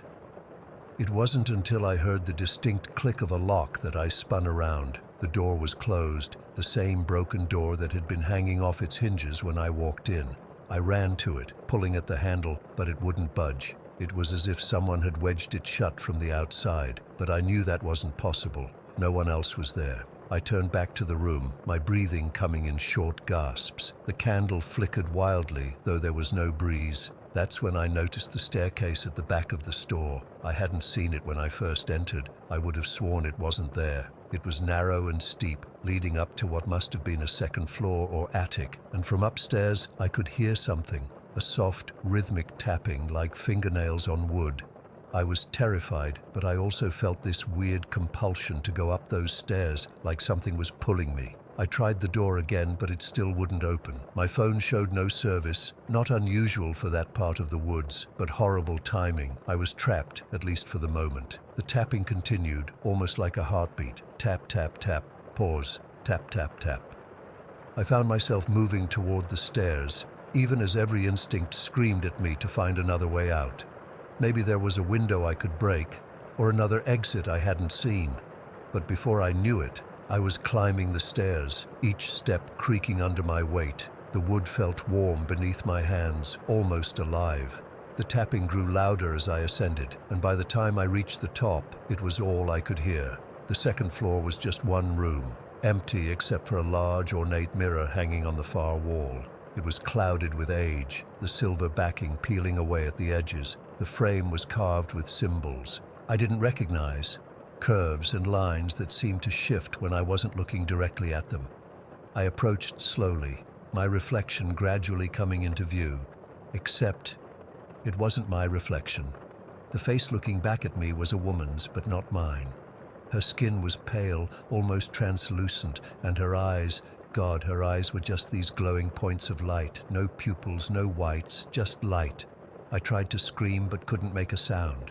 I tried to run, but my feet felt rooted to the floor. The woman in the mirror moved closer to the glass, her mouth opening in a silent cry. Then she spoke, her voice sounding like it was coming from underwater. "You came, just like I did, just like all of us." I managed to choke out, "Who are you?" "A traveler, a curious soul. I saw the light, just like you. I came inside, just like you." Her face twisted into an expression of deep sorrow. "This place, it feeds on souls. It lures them in and keeps them. I've been here for so long."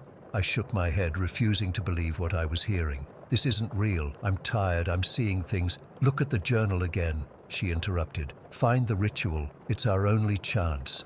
The mirror suddenly clouded over, and the woman's face disappeared, replaced by my own terrified reflection. The tapping had stopped, leaving an eerie silence. I stumbled back down the stairs, nearly falling in my haste. The candle was still burning on the table, the journal still open. I flipped through it frantically until I found the pages about the ritual. The instructions were simple but disturbing. I needed to recite specific words while holding the candle in front of the mirror. The journal warned that the entities trapped within would fight back. They wouldn't want to be released because they fed on the energy of the place and the souls it captured. I grabbed the candle, hot wax spilling over my fingers, but I barely felt the pain. I ran back up the stairs, the journal clutched in my other hand. When I reached the mirror again, I could see multiple faces now, not just the woman's. Dozens of them, overlapping, their mouths opening and closing like fish gasping for air. With shaking hands, I held up the candle and began to read the words from the journal. They weren't in any language I recognized, and they felt wrong in my mouth, like they were burning my tongue as I spoke them. As I recited the ritual, the air in the room began to change. It grew heavy, pressing against my skin like a physical weight. The mirror's surface rippled like disturbed water, and the faces behind it contorted in what looked like pain or rage. The shadows in the corners of the room began to move, stretching and twisting toward me like living things. I kept reading, even as my voice cracked with fear. The candle flame grew taller, burning blue instead of orange. Then came the whispers, hundreds of voices speaking at once, too quiet to make out individual words, but growing louder with each passing second. The mirror started to crack, tiny fractures spreading across its surface like a spider web. I reached the final words of the ritual, practically screaming them now to be heard over the whispers. As I spoke the last syllable, the mirror shattered with a deafening crack. I was thrown backward by an invisible force, landing hard on the wooden floor as shards of glass rained down around me. In that moment, the air seemed to explode with energy. The whispers turned to screams, and the shadows convulsed violently before disappearing altogether. The candle went out, plunging the room into darkness except for the beam of my phone flashlight, which had fallen nearby. I lay there, stunned and gasping for breath. The pressure in the room was gone, replaced by an almost peaceful stillness. I slowly got to my feet, avoiding the broken glass. Where the mirror had hung, there was now just an empty wall, no frame, no remaining shards, as if it had never been there at all. I heard a creaking sound from downstairs, the front door swinging open. I didn't wait around to see anything else. I ran down those stairs faster than I've ever moved in my life, through the shop and out into the night air. My car was still there, and I threw myself inside, locking the doors before starting the engine. As I drove away, tires spinning on the gravel, I looked in my rearview mirror. The gas station was dark now, no flickering light, nothing to suggest anything unusual had happened there. But I could have sworn I saw a figure standing in the doorway, watching me leave. I took the highway home that night, even though it was longer. I haven't been back to work since. I called in sick for a week, then quit over the phone. I can't bring myself to drive past those woods anymore, even in broad daylight. The weirdest part is that when I got home and checked my phone, the photos I'd taken inside the gas station, and I did take some, to prove to myself later that it had really happened, were all corrupted, just black screens with strange distortions around the edges. Sometimes at night, I still hear those whispers right as I'm falling asleep. And occasionally, out of the corner of my eye, I'll catch a glimpse of a woman with glowing eyes in reflective surfaces, just for a split second before she's gone. I don't know what happened to me that night. I don't know if I freed those souls, or if something followed me home. All I know is that I'm never taking shortcuts again, and I've covered every mirror in my apartment with sheets. Some things you can't unsee, and some places should just be left alone. Story 10. I've been driving trucks for almost 23 years now, and I've seen pretty much everything you can imagine on America's highways. Bad accidents, weird hitchhikers, crazy weather. It all becomes normal after a while. But what happened to me on Highway 65 last month? I still can't make sense of it. I've barely told anyone the full story, but I need to get this off my chest. It was supposed to be a routine haul from Kansas City down to Little Rock, a drive I've done probably 100 times before. Nothing special, just some industrial equipment heading to a warehouse in Arkansas. I left KC around 7 in the evening, figuring I'd drive through the night and make my delivery first thing in the morning. The weather was clear, traffic was light, perfect driving conditions. Around midnight, I started getting this weird feeling in my gut. You know that sensation when you think someone's watching you? It was like that, but stronger. I turned on the radio to distract myself, and that's when things got even weirder. The station was playing one of those late-night call-in shows where people share ghost stories and strange experiences on the road. Normally, I find that stuff entertaining, but that night, it just made the hair on my arm stand up.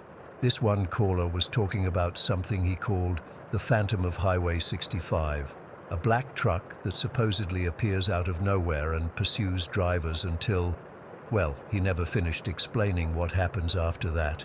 The host cut him off when he started getting too dark, and I remember thinking it was just another bullshit story people make up to scare each other. By 1 in the morning, I was running low on fuel and needed a bathroom break anyway. I pulled into this little truck stop near the Missouri-Arkansas border. You know the kind, just a gas station with a couple of pumps and a small convenience store attached. The place was completely deserted except for this old pickup truck parked near the edge of the lot. As I was fueling up, I noticed the guy inside the pickup was staring right at me, not just glancing, full-on staring. He was probably in his 60s, with this leathery, weathered face and a scraggly gray beard. I tried to ignore him, but when I finished pumping and headed inside to pay, I saw him get out of his truck. When I came back outside, he was standing by my rig, just waiting. Something about him made me uneasy. but I've learned over the years that sometimes people just need someone to talk to, especially in the middle of the night at lonely places like this. "Evening," I said, trying to sound friendly but cautious. He didn't smile back. "You heading south on 65? His voice was raspy, like he'd smoked 3 packs a day for 40 years. I nodded, and that's when he got real serious. "You might want to find another route tonight." "Why's that?" I asked, thinking maybe there was construction or an accident I hadn't heard about. He looked over his shoulder, as if checking to make sure we were alone. "There's something out there tonight. Something that hunts the lonely roads after dark." His eyes were wide and intense. "A black truck. It doesn't stop until it finds you." I've heard all kinds of superstitious crap from other drivers over the years, but something about the way he said it, the absolute conviction in his voice, made me feel cold all over. "It took my brother 3 years ago on this very highway," he continued. "Police never found a trace of him or his rig, just vanished." He grabbed my arm suddenly. "If you see it in your mirrors, don't stop. Don't pull over. Just keep driving until dawn." I thanked him for the warning, trying not to show how unsettled I felt. I climbed back into my truck, telling myself it was just the ramblings of a lonely old man, maybe someone who'd lost a brother to a regular accident and created this fantasy to cope. The rational part of my brain was working overtime to explain it away, but I couldn't shake this growing sense of dread. Back on the highway, I kept checking my mirrors more often than usual. The road was dead empty, not another vehicle in sight. Just me, my headlights, and miles of dark asphalt stretching ahead and behind. I turned the radio back on, searching for some music to calm my nerves, but all I could find was static. That's when I first noticed the headlights behind me. They appeared suddenly, as if the vehicle had materialized out of nowhere. At first, I thought nothing of it, just another night driver. But then I realized how fast it was approaching. Within seconds, it was right on my tail, high beams blazing into my mirrors, nearly blinding me. I couldn't see what kind of vehicle it was at first, just those intense headlights. I moved into the right lane to let it pass, but it stayed right behind me, matching my lane change perfectly. That's when my heart started pounding. Through the glare, I could finally make out what was following me. A black truck, so dark it seemed to absorb what little light there was on the highway. No markings, no company logo, no license plate that I could see. Just this massive black shape bearing down on me. I sped up, pushing my rig to 80 miles per hour. Dangerous for a fully loaded semi, but I wasn't thinking clearly. The black truck matched my speed effortlessly, staying just feet from my bumper. I grabbed my CB radio and tried to call out to any other drivers in the area, but all I got back was static. Up ahead, I spotted a turnoff, some narrow county road. Without signaling, I made a sharp turn, the tires of my trailer screeching in protest. For a split second, I thought I'd lost it, but then came those headlights again, swinging onto the side road behind me. This county road was barely wide enough for my rig, with dense woods on either side. I was completely unfamiliar with where it led, but I was desperate to get away from whatever was pursuing me. After a few miles of twisting through the darkness, I saw lights in the distance, a farmhouse set back from the road. I don't know what I was thinking. Maybe that I could find help there, or at least witnesses. I pulled over, jumped out of my cab, and ran toward the house, not even bothering to properly park or shut off the engine. Behind me, I heard the black truck pull up. My hand was raised to pound on the farmhouse door when a voice stopped me cold. "I warned you." I turned around slowly. Standing between me and my truck was the man from the gas station. His pickup was nowhere to be seen, but the black truck was there, idling silently, its headlights now off. In the dim porch light of the farmhouse, I could see the old man's face clearly. There was no anger there, just a deep, terrible sadness. "I warned you," he repeated. "Now it's too late." He started walking toward me, and I swear to God something about him had changed. His movements were wrong, jerky and unnatural, and his eyes, They weren't human anymore. They were just empty black holes in his face. I was frozen in place, my fist still raised to knock when headlights swept across the scene, a car passing on the main road about 100 yards away. The old man turned to look, distracted for just a moment, and that broke whatever spell had held me in place. I bolted. Not toward my truck. I couldn't get there without going past him, but into the woods beside the farmhouse. I crashed through the underbrush, branches whipping at my face, not caring about the noise I was making. All that mattered was putting distance between me and whatever was back there. I ran until my lungs were burning and my legs were ready to give out. Finally, I collapsed behind a fallen tree, trying desperately to quiet my breathing as I listened for sounds of pursuit. Nothing but the normal noises of the night forest. No footsteps, no crashing through the underbrush. I must have stayed there for at least 2 hours, too terrified to move. Eventually, as the adrenaline wore off, rational thoughts started to return. I convinced myself that I had to go back. My truck was still there, with the keys in the ignition. I couldn't just abandon it. And maybe, just maybe, the whole thing had been some kind of hallucination or panic attack. Moving as quietly as I could, I made my way back toward the farmhouse. When I reached the edge of the woods, I could see that the black truck was still there, but the old man was gone. My own rig was still running, exactly as I'd left it. Something compelled me to approach the black truck. In the growing pre-dawn light, I could see it clearly for the first time. It was an older model, maybe from the 80s, with no company markings or identification of any kind. The windows were tinted so dark they were practically opaque. What made my blood run cold were the markings on the driver's side door. Names, dozens of them, scratched into the paint as if with a knife or key.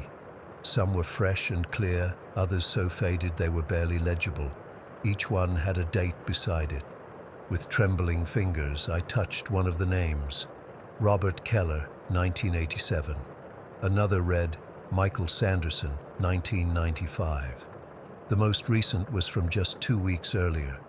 That's when I knew I was looking at a record of victims. I ran to my truck, threw it into gear, and got the hell out of there, not even daring to look in my mirrors until I'd gone at least 10 miles. I drove straight to the nearest town and parked at a busy truck stop, where I waited until full daylight before continuing my journey. When I finally reached Little Rock, I tried telling a couple of the local truckers about what had happened. Instead of laughing it off like I expected, they got real quiet. One of them, an older guy who'd been driving that route for 30 years, told me I wasn't the first to report something like this. They called it the Midnight Driver, a spirit or demon or whatever that hunted lonely stretches of Highway 65, particularly targeting truckers. That was a month ago. I've switched to day routes only since then. I've seen 3 different therapists, all of whom have suggested everything from PTSD to sleep-deprived hallucinations. I've searched online for those names I saw scratched into the truck, and here's the thing that keeps me up at night. I've found obituaries for 4 of them. All truckers, all listed as missing, presumed dead, after disappearing while driving at night. I don't know what to believe anymore. All I know is that I won't drive Highway 65 at night again, and whenever I see a black truck in my mirrors, no matter how normal it looks in the daylight, I can't help but pull over and wait for it to pass. Story 11.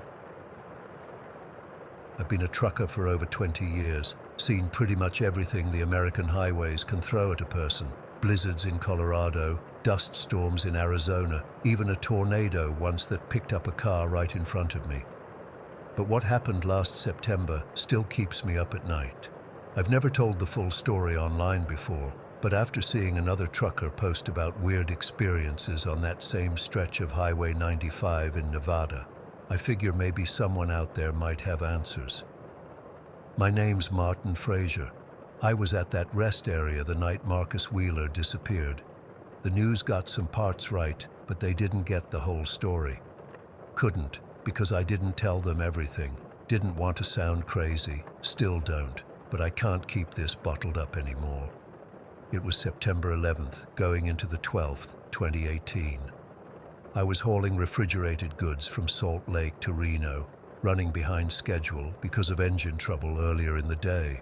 By the time I hit northern Nevada, I was fighting to keep my eyes open. Anyone who drives truck knows that feeling, the highway hypnosis, the drooping eyelids. When I spotted that rest area around 1:30 in the morning, I decided to pull in for a quick nap.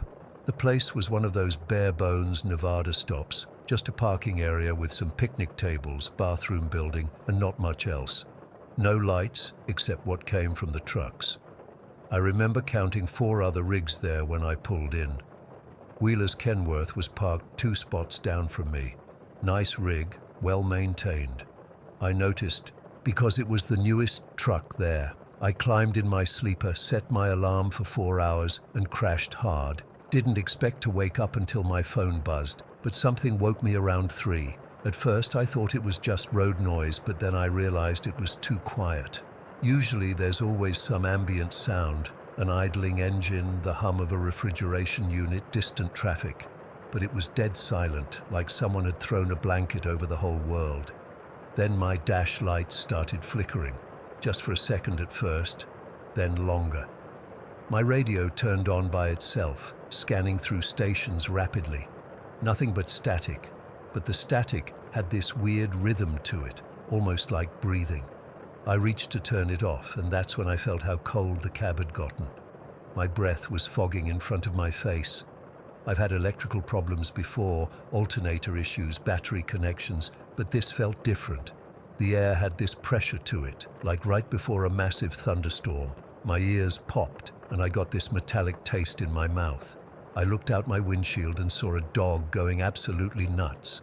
This little terrier was practically throwing itself against its owner's door. That was Loretta's dog. Didn't know her name then. Learned it later when the police interviewed us. The dog was looking toward Wheeler's truck and barking like it was facing down a mountain lion. That's when I noticed the light. Not bright, just a faint bluish beam that seemed to be moving around Wheeler's truck. My first thought was maybe he was having trouble using a flashlight to check something. But the light moved weird, not like someone was carrying it, more like it was floating on its own, stopping to hover at different spots along his rig. Then came the sound that still haunts me, the grinding metal. It wasn't loud, but in that unnatural silence, it carried, like someone taking a file to steel, but with this high-pitched overtone that made my teeth hurt. It lasted maybe 30 seconds. I should have gotten out right then to check if Wheeler needed help. That's what keeps me up at night, that I didn't. Instead, I watched through my window as the light circled his truck once more, then seemed to pause at his driver's door. The entire rest area went dark. Not just my dash lights this time, but everything. The parking lot, the other trucks, even the stars seemed dimmer. It was like something was sucking the light away. My phone died too, full battery 1 second, completely dead the next. That darkness lasted maybe 20 seconds, but it felt like hours. When light returned, the blue glow was gone. Everything looked normal again except for one thing. Wheeler's driver's side door was open. Just slightly, maybe 6 inches. I waited, watching for movement, but saw nothing. After about 5 minutes, I finally worked up the courage to get dressed and step outside. The air felt wrong, heavier, and it had this smell I couldn't place. Sort of like ozone after a lightning strike, but mixed with something organic, like rotting vegetation. I called out, "Hey buddy, you okay over there?" No answer. I walked over slowly, calling out again. Still nothing. When I reached his truck, I saw his door was definitely open, interior light on, keys in the ignition, his logbook open on the seat. There was this clear slime stuff on the seat and door handle. Looked like thick saliva or some kind of gel. I didn't touch it. Something instinctual told me not to. I circled the truck, calling Wheeler's name. Nothing seemed disturbed. His cargo was secure, no signs of a fight or struggle. It was like he'd just stepped out and vanished. I checked under the truck, behind it, walked the perimeter of the rest area with my flashlight. No footprints leading away. No sign of him anywhere. By this time, Loretta had come out with her dog, which was still acting skittish. Another driver joined us, Hector, I learned later. He said he'd seen the light too, thought it might be highway patrol checking plates. We decided to call for help. My phone was working again, though the battery was still almost dead despite being fully charged before. I dialed 911 while Hector checked the bathroom building. Wheeler wasn't there either. The police took almost an hour to arrive. State Trooper Callahan was first on scene, younger guy, maybe early 30s. He took our statements, but I could tell he wasn't buying the weird parts. Just noted it as a possible walk-off or medical emergency. You could see him thinking Wheeler had just wandered off, maybe confused from exhaustion. But then something changed when he looked inside Wheeler's truck. He touched his radio like he was going to call something in, then stopped. Stared at that slime for a long time, asked us to repeat exactly what we'd seen, started taking a lot more notes. More officers arrived, they cordoned off the area, took samples of that fluid. One of them found Wheeler's phone in the truck. They seemed especially interested when I mentioned the radio turning on by itself and the metallic taste. The sun was coming up by the time they finished questioning us. Callahan pulled me aside before I left, asked if I'd ever heard of Silent Mile. I hadn't. He said it was what some of the old-timers called this stretch of highway, had a reputation for weird occurrences, trucks experiencing electrical failures, CB radios picking up voices that shouldn't be there, drivers feeling like they were being followed. He gave me his card, told me to call if I remembered anything else. Something about his expressions stayed with me. He looked rattled in a way cops usually don't. I continued my route that day, but couldn't shake what happened. Called my dispatcher and took 3 days off when I reached Reno. I couldn't face another night drive right away. A week later, I heard they'd found Wheeler's cap on top of a Joshua tree, 12 feet up. No branches that could support a person's weight anywhere near it. No explanation for how it got there. I followed the case online. Wheeler never turned up. His truck was clean. No fingerprints except his own, and that unidentifiable clear substance. They released that bit about his voice recording eventually. That, "There's something out there watching the truck's" message. Hearing his voice saying that, knowing what I saw that night, it still gives me chills. 2 months after it happened, I got a call from Trooper Callahan. He sounded different, voice tense, words rushed. He asked if I'd experienced anything strange since that night. Hesitantly, I admitted I had. My truck's electrical system had been acting up, random warning lights, radio scanning on its own. Twice I'd woken up feeling watched, only to see what looked like that same blue light outside my window. Each time I got up to check, it was gone. I'd been avoiding night drives in Nevada since then. Callahan wasn't surprised. Said he'd been staking out that rest area on his off hours. Wouldn't tell me exactly what he'd seen, just that I should stay away from there, especially between 2 and 4 in the morning. I heard he resigned about 6 months later. His letter mentioned seeing something at the rest area after 3 a.m. I tried calling him once after that, but his number was disconnected. Last month I had to drive that stretch again. Couldn't avoid it anymore. I made damn sure to time it for daylight hours. As I approached the rest area, my truck's electronics went haywire. Gauges spinning, lights flashing. For just a second, my GPS showed me hundreds of miles off course, somewhere in the Pacific Ocean. Then everything returned to normal. I didn't stop. Wouldn't stop there again for all the money in the world. The thing that really gets me is what I didn't tell the police that night. When the darkness lifted and I first looked at Wheeler's truck, for just a split second, I thought I saw someone, or something, in the passenger seat. Not clearly, more like a shadow or outline. But it wasn't human-shaped. The proportions were all wrong. Too tall, too thin, with what looked like too many angles. And the other thing I kept to myself. After the investigators left and we were allowed to go, I found something under my wiper blade, a small piece of paper with coordinates written on it. Not in pen or pencil. The numbers seemed burned into the paper. I recognized the general area, a remote spot in the Nevada desert, about 50 miles from the rest area. I've never gone to check it out. Part of me wants to know if that's where Wheeler is. A bigger part is terrified of what I might find. I still drive trucks, still make my routes, but I keep my doors locked tight at night now, and I don't stop if I can help it on lonely stretches of highway, especially in Nevada, especially near Silent Mile. Sometimes when I'm driving late, my radio still picks up strange static, and sometimes, just for a second, I think I hear Wheeler's voice in that static, still trying to finish his message. Story 12. I still can't believe what happened to me and my buddy Jake last summer. It's been 6 months and I'm still having nightmares about it. I haven't told many people because, honestly, who would believe me? But I need to get this off my chest, so here goes. Last July, Jake and I planned this epic road trip from Chicago to the Rockies. We'd been talking about it since college and finally had the time and money to make it happen.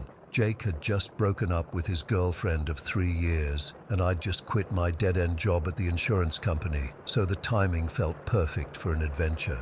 We set off on a Tuesday morning in my old Toyota 4Runner. The first day was amazing, windows down, music blasting, stopping at random roadside attractions. We were finally doing it, you know, that feeling of freedom when you're on the open road with your best friend and nothing but possibilities ahead. The second day is when things got weird. We'd been driving for about 10 hours straight, taking turns behind the wheel. It was getting dark around 9 p.m., and we were somewhere in eastern Colorado on Highway 42. Not the main interstate. We'd decided to take the scenic route, which in hindsight was probably our first mistake. "Dude, I'm starving," Jake said, scrolling through his phone. "And there's like nothing on this highway for the next 50 miles. Right as he said that, we saw this little diner on the side of the road. It wasn't much to look at, just a single-story building with a flickering neon sign that said Betty's Diner and a gravel parking lot with only 3 other cars. "Speak of the devil," I said, pulling in. "Food's food, right?" The inside was exactly what you'd expect. Worn leather booths, the smell of grease and coffee, and this weird yellow lighting that made everything look slightly off. There were only a few other customers, an old trucker at the counter and a middle-aged couple in the corner booth. The waitress, this older woman with bottle red hair and too much makeup, brought us menus and coffee without us asking. "Just passing through?" she asked, eyeing our Chicago Cubs hats. "Yeah, heading to the Rockies," Jake told her. She nodded slowly. "You boys be careful on this stretch of road after dark, especially tonight." I laughed a little. "Why's that?" She didn't laugh back. Instead, she just gestured to the wall behind us. "See for yourselves." The wall was covered with newspaper clippings, not just a few, dozens of them, yellowed with age, but also some recent ones. All about disappearances along Highway 42, missing hikers, abandoned vehicles, people who pulled over to help someone and were never seen again. The most recent one was dated just 2 weeks earlier. A college student traveling alone had vanished without a trace. "What is this? Some kind of local ghost story?" Jake asked, but I could tell he was unsettled too. The waitress shrugged. "Take it how you want. Just saying some nights are worse than others on this stretch, and tonight's the anniversary of the first disappearance back in 1987. We ordered burgers and tried to laugh it off as we ate, but I kept glancing at those newspaper clippings. There were so many of them, too many for it to be coincidence. We paid our bill around 10:30 and headed back to the car. The night had gotten colder and the sky was completely clear. One of those nights where you can see every star in the universe. No moon though, which made the darkness between the stars feel deeper somehow. That's when we saw her. About 20 yards past our car, standing at the edge of the highway, was a woman in a white dress. Not a wedding dress or anything fancy, just a simple white sundress. She had long, dark hair and was just standing there, facing the road. "Should we check if she needs help?" Jake asked, slowing down as we approached her. Something in my gut twisted. "I don't know, man. It's pretty late to be standing out here alone." "Exactly," Jake said. "That's why we should check on her." As we got closer, she turned toward our headlights. She was young, maybe mid-20s, pretty in a plain sort of way.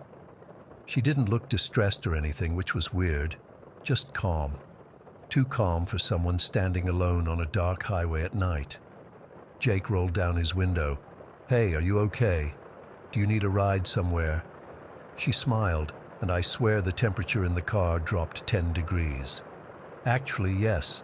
My car broke down a few miles back. I've been waiting for someone to come by." Jake looked at me with that "we have to help" expression. I didn't like it, but what was I supposed to say? "Sorry, lady, you're giving me creepy vibes. Good luck with the serial killers." "Where are you headed?" I asked, trying to sound normal. "Just up the road about 15 miles, she said. "My house is just off the highway. I'm Sarah, by the way." Jake moved to the back seat and she got in the front with me. As soon as she closed the door, I caught a weird smell like wildflowers, but with something underneath, something metallic. "I really appreciate this," she said as I pulled back onto the highway. "Not many people would stop these days." "No problem," I said, gripping the steering wheel tighter. "So, what happened to your car?" "Engine trouble," she said vaguely. "It just stopped working." We drove in awkward silence for a few minutes. In the rearview mirror, I could see Jake looking at her with this dumb smile on his face. I get it, she was pretty, but something about the whole situation felt wrong. "You two aren't from around here," she said. It wasn't a question.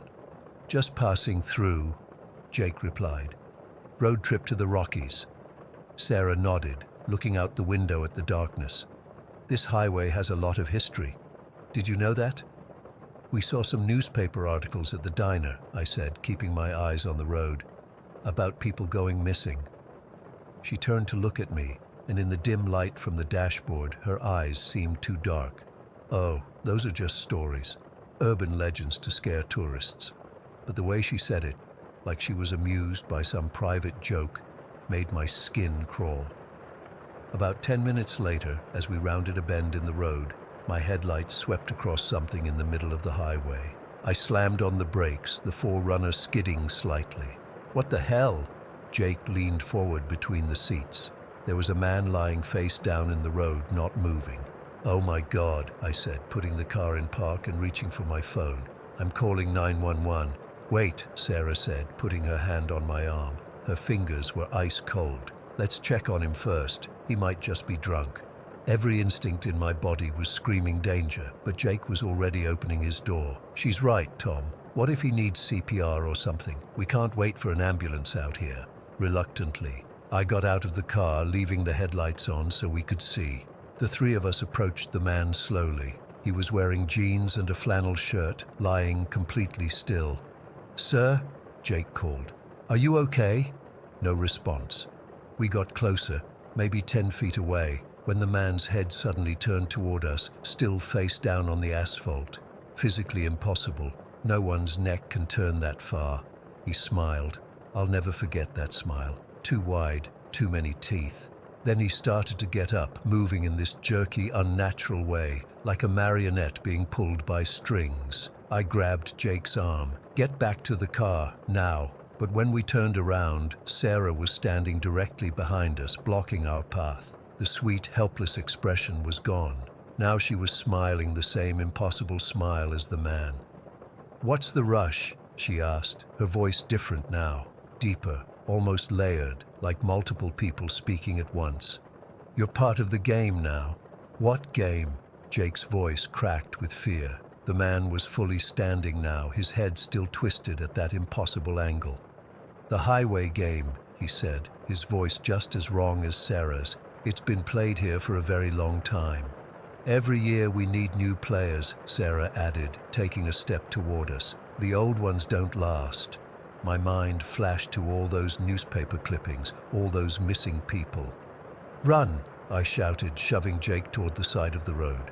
We sprinted around Sarah, who didn't even try to stop us. She just stood there, watching with that terrible smile. We made it back to the car and I fumbled with the keys, my hands shaking so badly I could barely get them in the ignition. The engine roared to life and I slammed it into drive, tires spinning on the asphalt as we took off. In the rearview mirror, I could see Sarah and the man standing side by side in the middle of the road, their figures growing smaller as we sped away. They weren't chasing us. They didn't need to. because written in condensation on the inside of our back window, from the inside where Jake had been sitting, were the words, "See you soon." Jake saw it too. "I didn't write that," he whispered. "Tom, I swear to God I didn't write that." We drove non-stop for 3 hours until we hit a well-lit truck stop with people around. We were both shaking, checking the back seat every few minutes like something might appear there. The rest of our trip was a blur. We abandoned our plans to camp and stayed in crowded hotels instead. We stuck to main highways with lots of traffic. We barely talked about what happened, like saying it out loud might make it more real. When we got back to Chicago, I thought it would get better, that the familiar surroundings would make the whole thing feel like a bad dream. But it hasn't. Jake moved to California last month, said he needed a fresh start. But before he left, he showed me something on his phone, a news article about 2 hikers who went missing on Highway 42. In the background of the photo of the search party, barely visible in the tree line, was a woman in a white dress. I don't know what we encountered that night. I don't know if they were ghosts or something worse. All I know is that sometimes, late at night, I catch a whiff of wildflowers with that metallic undertone. And occasionally, when I get into my car in the morning, the windows are fogged up from the inside, even though all the doors were locked. I sold the 4Runner. I don't take road trips anymore. And I will never ever drive on Highway 42 again. But sometimes I wonder if it matters what roads I take, because I can't shake the feeling that the game isn't over, that Sarah and that man are still out there, waiting, and that somehow, some way, they're going to find me again. Story 13. I still can't sleep properly, even though it's been over 17 years. Every Easter I lock myself in my apartment in Denver, turn off my phone, and try to forget what happened back in Echo Lake. I used to love that little mountain town, grew up there, knew everyone. I was working as a park ranger then, had been for almost 8 years. But after what happened during Easter weekend of 2006, I couldn't stay. It started on Good Friday. I was doing my usual patrol around the lake's perimeter trail when I noticed something odd about the wildlife. Normally, deer and elk keep their distance from the town, but that morning I counted 14 deer grazing right at the edge of the community center lawn. They didn't scatter when I approached, just looked up with these glassy, vacant stares. When I radioed my supervisor about it, he laughed it off, said they were probably just getting bold because tourists were feeding them. But it wasn't just the deer, the birds had gone quiet. Anyone who's spent time in those mountains knows they're never quiet, especially in spring. The constant chattering of jays and chickadees, woodpeckers hammering away. It's the mountain soundtrack. But as I continued my patrol, I realized I couldn't hear a single bird. Just the wind through the pines and my own footsteps on the trail. That night at the Timber Lodge, our local bar, I mentioned it to Mark and Sheila Connors. They were experienced backpackers who'd been hiking these mountains for decades. They were planning a day hike on Saturday to Aspen Ridge, a trail they'd done probably 100 times before. "The animals are just excited for the Easter Bunny," Mark joked, raising his beer. We all laughed. But I remember Sheila looking uneasy. On Saturday morning, I got called to help with a search and rescue. Mark and Sheila hadn't returned from their hike. We found them around 4 in the afternoon, less than a mile from the trailhead, both suffering from mild hypothermia despite the temperature being in the 50s. They were disoriented, dehydrated, and terrified. After they warmed up at the ranger station, Mark tried to explain what happened. "We kept getting turned around," he said, his hand still shaking as he clutched his coffee. "We'd check our compass, head east toward town, walk for 20 minutes, and somehow end up facing the opposite direction. At one point we could hear the town, car engines, voices, but couldn't see it through the trees. Then the sounds just stopped." Sheila wouldn't say much, just kept staring out the window at the lake. When I asked her directly what she saw out there, she whispered, "The trees were watching us, and something was following us, always just out of sight." I chalked it up to them getting confused and panicky, maybe even mild altitude sickness, though they'd never had problems before. My boss suggested they might have eaten some wild mushrooms by accident, but deep down I knew something wasn't right. Mark and Sheila weren't amateurs. They knew those trails better than most rangers. That night, I barely slept. My dog kept growling at the walls, and I swear I could hear faint music coming from somewhere in the distance, like an old-fashioned waltz played on a gramophone. I checked outside twice, but couldn't find the source. Sunday morning was Easter, and like every year, half the town gathered at Reflection Point for the sunrise service. I wasn't particularly religious, but it was tradition, and in a small community like Echo Lake, you participated in traditions. The service started normally enough. Pastor Williams was leading the prayer as the sun began to crest over the eastern ridge, painting the lake in golden light. That's when Melissa Lang, who was standing near the water's edge, screamed. I rushed over with a few others. Melissa was pointing at the lake, her hand trembling. "There's something moving under there," she kept saying. At first, I couldn't see anything but the morning light reflecting off the water. Then I noticed them, dark shapes moving beneath the surface, too large and too deliberate to be fish. They seemed to be circling, getting closer to the shore where we were standing. Tyler Banks, a 12-year-old who always had his underwater camera with him, had been taking pictures of the lake before the service. He was scrolling through them now, his face pale. When he showed us his camera display, my stomach dropped. The images showed what looked like people underwater, but wrong somehow. They wore old-fashioned clothes, like from the late 1800s. One image clearly showed a woman in a high-necked dress, her hair floating around her face as she stared directly at the camera. But it was the faces that made my skin crawl. They looked familiar. One resembled Old Man Harper, who'd passed away last winter. Another looked eerily like the woman from the Historical Society who died when I was in high school. Pastor Williams quickly ended the service, urging everyone to return to their homes. As people dispersed, their nervous chatter was cut short by the sudden failure of cell service. No one could make calls or send texts, which wasn't entirely unusual in our mountain town, but the timing felt deliberate. By mid-morning, tourists were trying to leave, but something bizarre was happening. Cars that left town on the main road would somehow circle back, the drivers confused and frustrated as they found themselves returning to the town center. I watched 3 different vehicles attempt to leave, only to reappear from the opposite direction 30 minutes later. At noon exactly, the power went out across town. That's when the reports started coming into the ranger station and sheriff's office. Residents described hearing knocking from inside their walls. Others reported hearing music playing from unplugged radios and record players. Most disturbing were the accounts from parents who said their children were talking about voices calling to them from the forest, voices of grandparents and relatives who had passed away years ago. I was helping Sheriff Tanner coordinate a response when the first child went missing. 7-year-old Ellie Mason had been playing in her fenced backyard while her mother prepared Easter dinner. When her mother went to call her in, Ellie was gone. Within the hour, 2 more children disappeared, 8-year-old Peter Kingsley and 10-year-old Hannah Reeves. All 3 had vanished from secure areas with adults nearby. We organized search parties immediately. The entire town mobilized, but something was working against us.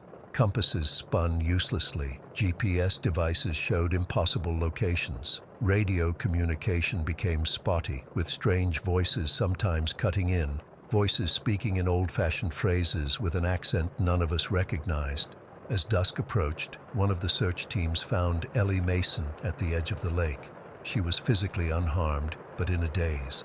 When I knelt beside her, she smiled vacantly and said, "I followed the Easter Bunny man. He was tall with long ears, but not like a costume. He said he'd show me where everyone goes when they leave town."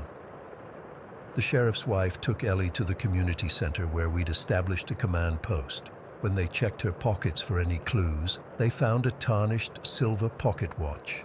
Old Mrs. Bennett from the Historical Society identified it immediately as belonging to Joseph Miller, one of the town's founders who died in 1887. The watch had supposedly been buried with him. As night fell, the temperature plummeted at an impossible rate. Within an hour, it dropped from the 50s to below freezing. A thick fog rolled in from the lake, so dense you couldn't see more than a few feet ahead. It moved against the wind, seeming to reach out with tendrils that curled around buildings and trees. The remaining townspeople gathered at the community center for safety. No one wanted to be alone in their homes with the knocking in the walls getting louder, more insistent. We set up cots, distributed emergency supplies, and tried to maintain calm while search teams continued looking for the other two children. At 3:17 in the morning, something impossible happened. Every clock in the community center stopped simultaneously. Watches, phones, the old wall clock, everything. The temperature inside the building dropped so rapidly we could see our breath. The fog seeped in through closed windows and under doors. That's when the doors to the community center swung open and Peter Kingsley walked in. But he wasn't alone. Behind him, barely visible in the fog, were indistinct figures in clothing from another era. They didn't fully enter the building, just lingered in the doorway, like they were waiting for an invitation. Peter stood unnaturally still, his eyes unfocused. When he spoke, it wasn't with a child's voice. It was deeper, with that same old-fashioned accent we'd heard cutting into our radio communications. "The door is open at Easter when the veil is thinnest," he said. "They've been patient. They've been waiting. They want to come home now." Sheriff Tanner moved toward Peter, but the temperature dropped even further. Frost formed on the windows in intricate patterns that looked like faces. The figures behind Peter seemed to press forward, becoming more distinct. I recognized some of them from old photographs in the town museum, original settlers from the late 1800s. What happened next is still a blur. Someone pulled Peter inside and slammed the doors shut. There was a sound like ice cracking, and then a pressure wave that popped our ears. The fog retreated suddenly, and the temperature began to normalize. Peter collapsed, and when he woke up hours later, he had no memory of where he'd been or what had happened. Hannah Reeves was never found. In the days that followed, we pieced together fragments of an explanation. Historical records revealed that in 1891, a catastrophic flood had swept through the original settlement of Echo Lake on Easter Sunday, claiming 37 lives. The current lake had actually formed as a result of that flood, submerging the remains of the original town, including its cemetery. Most disturbing of all, we discovered that Ellie, Peter, and Hannah were all direct descendants of families who had survived the 1891 flood. Families who had rebuilt the town on higher ground, leaving their dead below. I left Echo Lake that summer. Couldn't bear to stay. Many others did the same. The Easter festival was cancelled permanently, and those who remained developed new traditions, including placing flowers along the lakeshore bearing names of the long dead. Every year since 2006, 3 colored Easter eggs appear at the water's edge, though no one admits placing them there. 1 blue, 1 green, 1 pink. The colors that Ellie, Peter, and Hannah had been wearing when they disappeared. I still have nightmares about that weekend, about the shapes moving beneath the lake's surface, about Peter standing in that doorway with those figures behind him. But what haunts me most is the pocket watch we found with Ellie. The day after everything happened, I examined it closely and found an inscription inside that no one had noticed before. The door opens both ways. Story 14. I still can't sleep right after what happened last summer.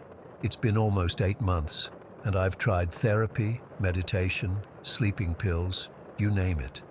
But every time I start to drift off, I hear it again. That laughter, those voices, and I jolt awake, sweating and shaking. I never believed in ghosts or anything supernatural before my trip last June. I'm a regular guy, 32, software developer, logical to a fault according to my ex. I was driving from Nashville to Birmingham for a friend's wedding, decided to take a few extra days off work to make it a proper road trip. I love driving the back roads of the South, finding those spots tourists never see. That's how I ended up on old Route 29. It wasn't even on my original route. I was just following where the road took me, enjoying the scenery, when I spotted a faded sign mentioning scenic views. The GPS signal was spotty, but I figured I'd eventually connect back to the highway. The road was beautiful at first, thick forests on both sides, dappled sunlight through the trees, barely any traffic. Perfect driving conditions. I should have turned around when the pavement started deteriorating about 20 miles in. The road narrowed and potholes appeared more frequently. But something kept pulling me forward. By the time I realized how far I'd strayed from my planned route, the sun was already setting. My phone showed no service bars and the GPS kept recalculating before freezing completely. As darkness fell, the trees seemed to close in on the road. My headlights barely cut through the gloom, and I started getting anxious about finding somewhere to stay. That's when I saw the lights of the motel, just a soft glow through the trees at first. The sign read, Pinewood Motel, with a flickering vacancy light beneath it. The place looked like it hadn't been renovated since the 70s. Two-story L-shaped building with peeling paint and a gravel parking lot where weeds pushed up between the stones. Only 3 other cars were parked there. I almost drove past, but exhaustion was setting in, and I had no idea how far the next town might be. The front office smelled like mothballs and cigarette smoke. An elderly woman sat behind the desk, her fingers yellowed from nicotine, watching a small TV with terrible reception. She barely looked up when I entered, just reached for the registration book. $45, cash only, she said, her voice raspy from years of smoking. I handed over the cash, and she gave me a key attached to a plastic tag with the number 17 on it. As I turned to leave, she called out, "Be careful out there." I paused. "Excuse me?" She finally looked at me directly, her pale blue eyes unnervingly clear in her wrinkled face. "Just be careful. The forest gets real dark at night." I nodded awkwardly and left, telling myself it was just some old lady being weird. Room 17 was on the second floor, at the far end of the building. The door stuck when I tried the key, and I had to shoulder it open. Inside wasn't much better than the exterior suggested. Faded floral wallpaper, a sagging queen bed with a scratchy polyester bedspread, and a bathroom with rust stains in the tub. But it was just for one night. I brought in my overnight bag, washed up in the tiny bathroom, and was about to lie down when I heard it for the first time. Children's laughter, faint but unmistakable, coming from somewhere outside. I checked my watch. Almost 10:30 at night. Way too late for kids to be running around. Curious, I went to the window and looked out. Behind the motel was a small clearing where I could see the orange glow of what looked like a bonfire. Several people were gathered around it, their silhouettes dark against the flames. I hadn't eaten since lunch, and the thought of some company was appealing after hours of solitary driving. I grabbed my room key and headed down, following the gravel path around the side of the building toward the light. About 8 people were sitting around the fire on logs and plastic chairs. They looked up when I approached, and a bearded guy in his 40s raised a beer in greeting. "Welcome to the saddest party in Alabama," he said with a tired smile. "I'm Dave." The others introduced themselves, a middle-aged couple named Tom and Sandra, 2 guys in their 20s who seemed to be traveling together, an older man who just nodded without giving his name, and a young woman who couldn't have been more than 25. "I'm Emily," she said quietly when it was her turn. She had long brown hair and kept fidgeting with the sleeves of her oversized sweater despite the summer heat. Dave offered me a beer from a cooler, and I accepted gratefully. The conversation flowed easily enough, mostly complaints about the motel and stories from the road. It turned out none of them had planned to stay here either. They'd all taken wrong turns or detours and ended up stranded as night fell. "This place gives me the creeps," Sandra said, glancing back at the motel. "Did you guys hear those kids earlier?" I straightened up. I heard children laughing just before I came down. Emily's head snapped toward me, her eyes widening slightly.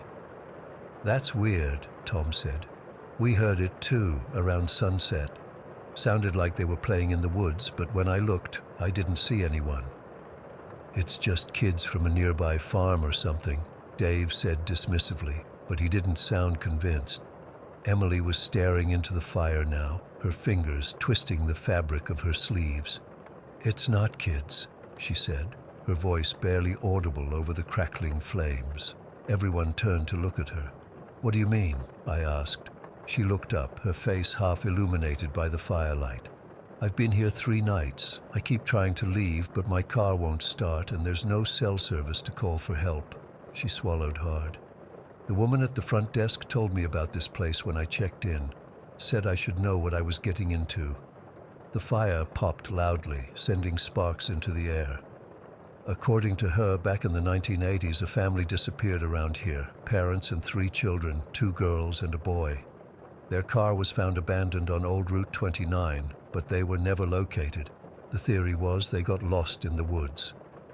"That's sad, but what does it have to do with—" Dave began. "She said they're still out there," Emily continued, her voice dropping even lower. "The parents are still searching for their children, and the children—" She looked directly at me. "The children are looking for new playmates." A chill ran down my spine despite the warmth of the fire. "That's just local folklore," Tom said with forced confidence. "Every small town has stories like that." Emily shook her head. "I've heard them every night. The laughter, the voices, they sound close, but when you look, there's nothing there. Last night I saw—" She stopped abruptly, blinking back tears. "What did you see?" I asked, not sure I wanted to know the answer. "A little girl, standing at the edge of the woods. Her hair was all tangled and her dress was torn. She was just staring at me. When I called out, she disappeared between the trees." An uncomfortable silence fell over the group. I noticed the others exchanging glances, probably wondering if Emily was mentally stable. "Look, I'm sure there's a rational explanation," I said, trying to sound reasonable. "Maybe some local kids playing pranks on tourists." Emily gave me a sad smile. "That's what I thought too at first." The conversation eventually shifted to safer topics, but an uneasy feeling had settled over the gathering. Around midnight, people started heading back to their rooms. I found myself walking alongside Emily toward the motel. "I'm in room 14, she said as we reached the stairs. If you hear anything weird tonight, maybe we could check it out together. Safety in numbers, right?" There was a desperate edge to her voice that made me nod in agreement. "Sure, I'm in 17, just a few doors down." She looked relieved. "Thanks, nobody believes me, but just be careful, okay?" Back in my room, I couldn't shake the unease Emily's story had planted. I told myself it was ridiculous, just a local legend embellished to scare tourists. I tried to distract myself by watching TV, but the reception was terrible, showing only static-filled images. I switched it off and tried to sleep. I must have dozed off eventually because I woke with a start around 3 in the morning. The room was pitch black, the only sound my own breathing and the distant hum of cicadas outside. Then I heard laughter, children's laughter, soft and musical, coming from somewhere outside my window. I froze, straining my ears. It faded, then came again, closer this time. "Come play with us." The words were faint but distinct, a child's voice, high and sweet. My heart began to race. I told myself it was just the wind, or my imagination triggered by Emily's story. But then it came again. "Come play with us, please." I got up slowly, my legs shaking slightly, and moved to the window. The curtains were drawn, and I hesitated before pulling them aside just enough to peek out. The parking lot was empty and still. The moon cast everything in silver light, making the forest beyond look like a wall of darkness. I was about to turn away when I saw movement at the tree line, a small figure stepping out of the shadows. It was a little girl, maybe 7 or 8 years old. Even in the moonlight, I could see her dress was dirty and torn, her hair a tangled mess around her pale face. She was looking directly at my window. I dropped the curtain and stumbled back, my pulse pounding in my ears. This couldn't be real. I was dreaming, or my mind was playing tricks on me.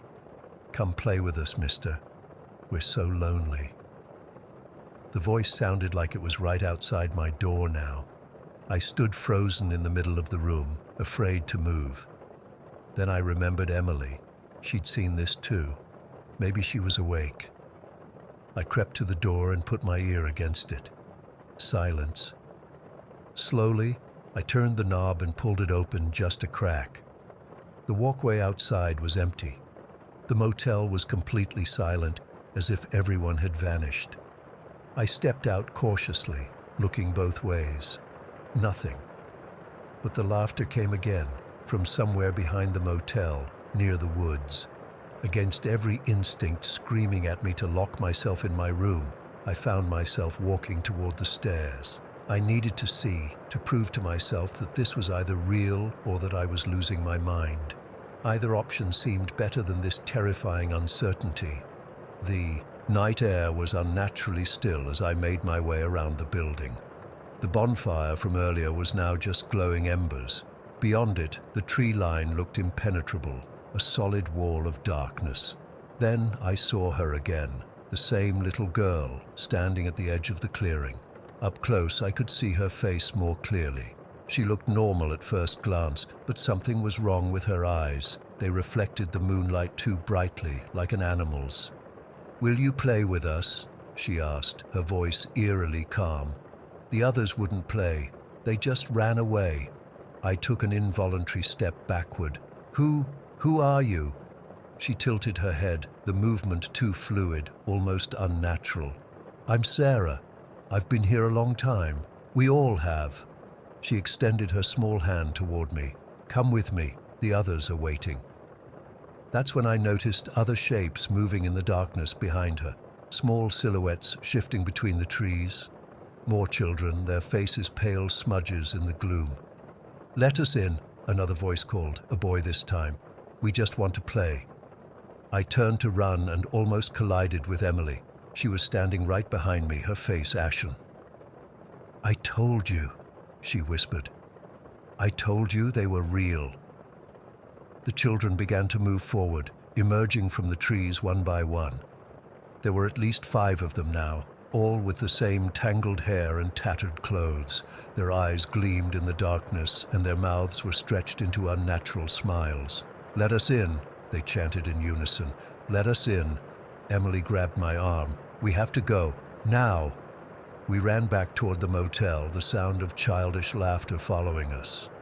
I glanced back once to see them pursuing us, not running, but moving with an odd, gliding motion that was somehow more terrifying. We reached the parking lot, and Emily pointed to a blue Honda. "That's Dave's car. He said he was leaving at first light. Maybe the keys are in it." But as we approached the vehicle, we saw it was empty. I looked around, desperately, and spotted my SUV where I'd left it. "My car! Come on!" We sprinted across the lot. The children's voices were getting closer, their pleas becoming more insistent. "Don't leave us. We need you to let us in." I fumbled with my keys, my hands shaking so badly I could barely aim for the lock. Finally, the door opened, and we threw ourselves inside. I locked the doors and started the engine, which roared to life immediately. As I threw the car into reverse, my headlights swept across the parking lot and froze me in place. The children stood in a semicircle around the car, more than I'd seen before, maybe a dozen. But behind them, at the edge of the woods, were taller figures. Adults with the same tangled hair and tattered clothes, their faces hidden in shadow. "Holy shit," Emily breathed. "The parents." I slammed on the gas, reversing in a spray of gravel, then shifted and accelerated forward, swerving around the small figures. They didn't try to stop us, they just watched, their heads turning in unison as we passed. In my rearview mirror, I saw them standing at the edge of the parking lot as we sped away, their faces twisted into manic grins, hands raised in a strange, synchronized wave. We didn't stop driving until we reached a gas station with working phones almost 40 miles away. Emily called her sister to come get her. I continued on to Birmingham, arriving just in time for the wedding, exhausted and jittery. I never told anyone what happened. Who would believe me? I checked the local news and historical records later, and there was indeed a family that disappeared on Old Route 29 in 1986. The Millers, parents, and 3 children. Their car was found abandoned, but they were never located. Sometimes at night I still hear that laughter, those voices asking me to play, to let them in. I never took old Route 29 again, and I warn everyone I know to stick to the main highways. There are things out there in the dark, things disguised as innocent childhood laughter, waiting for unwary travelers.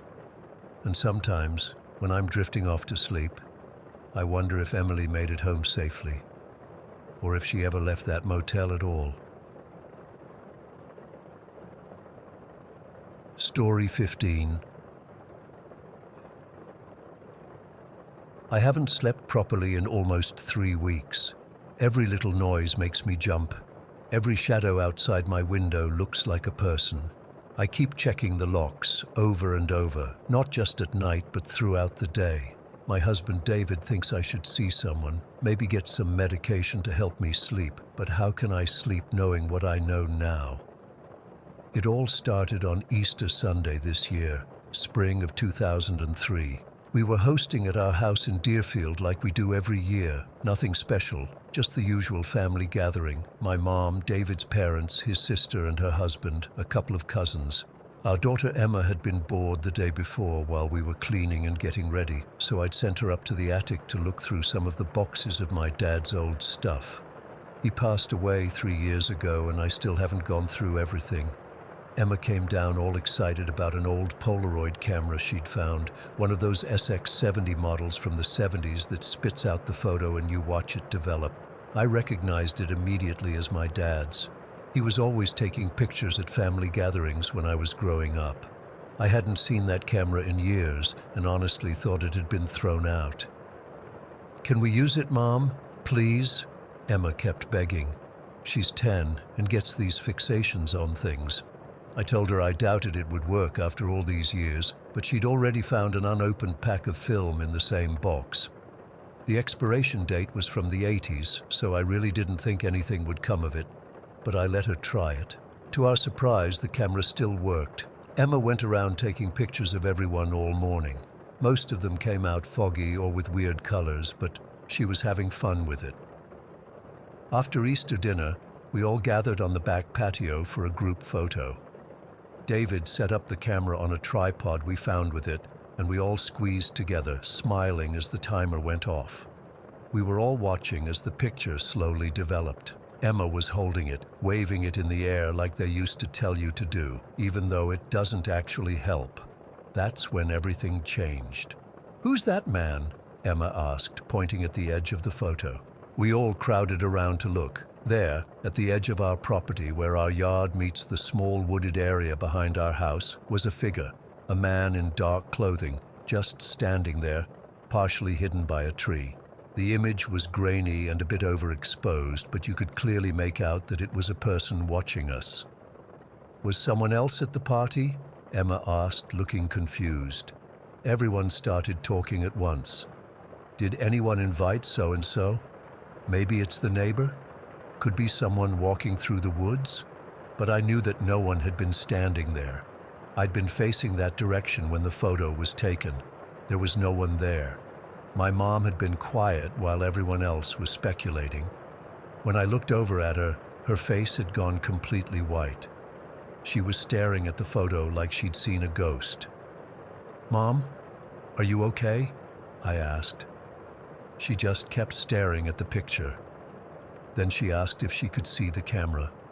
She turned it over in her hands, examining it like she was confirming something. "This is your father's camera," she said quietly. "The one from '76. The way she said it sent a chill through me. She asked if she could talk to me alone, and we went into the kitchen while everyone else continued examining the photo and coming up with explanations. What my mother told me in the kitchen that day has kept me awake every night since. In 1976, when I was 7 years old and we lived in Northbrook, not far from where we live now, our neighborhood had been terrorized by a series of break-ins. They always happened during holidays when families were gathered together: Thanksgiving, Christmas, Easter. The intruder wouldn't steal much, sometimes small items of jewelry or cash, but mostly He would just watch people, move things around, leave signs he'd been there. My father had been obsessed with catching him. He'd bought the Polaroid camera specifically to document anything suspicious. And during Easter of '76, he'd captured a photo of someone watching our family gathering from the edge of our property. The police never caught him, my mom told me, her hands shaking as she sipped her water. The break-ins just stopped after your father took that picture. We always assumed he moved away or got scared off. Mom, that was almost 30 years ago, I said. It can't possibly be the same person. She looked me straight in the eyes. It's the same camera, Sarah, and I'd know that man anywhere. I spent months afraid to close my eyes at night because of him. She insisted we call the police. David thought we were overreacting, that it was probably just some random person walking through the woods who happened to pass by when we took the photo. But to please my mom, he agreed. The officers who came that evening were polite, but clearly skeptical. They looked at the photo, took some notes, and asked if anything had been stolen or if we'd noticed anything unusual around the house.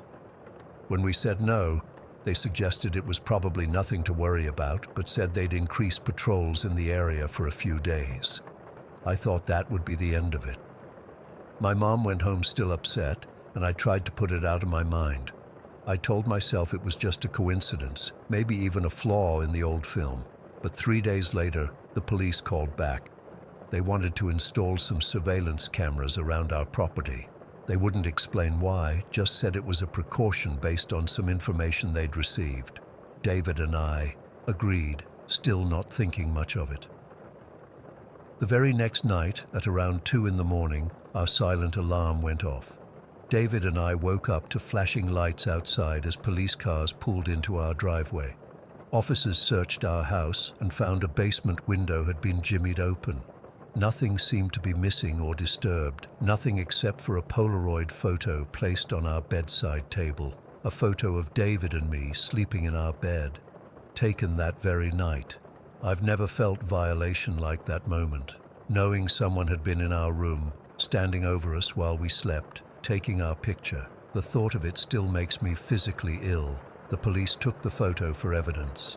They explained that they'd received information linking our case to a series of unsolved home invasions from the 1970s. The fingerprints on our basement window matched partial prints from cases that had gone cold decades ago. What followed was a nightmare of police interviews, forensic teams combing through our house, and the installation of a full security system. We sent Emma to stay with David's sister. I couldn't bear the thought of her being in the house. The detective assigned to our case, Detective Morales, showed us old case files. The pattern was always the same: holiday gatherings, minimal theft, and in some cases, photos taken of the families without their knowledge. The intruder hadn't stopped in the 70s as my mother believed. He'd just moved to different communities. A week after the break-in, Detective Morales called us to the station. They'd found something. A derelict house in rural Wisconsin, about an hour north of us.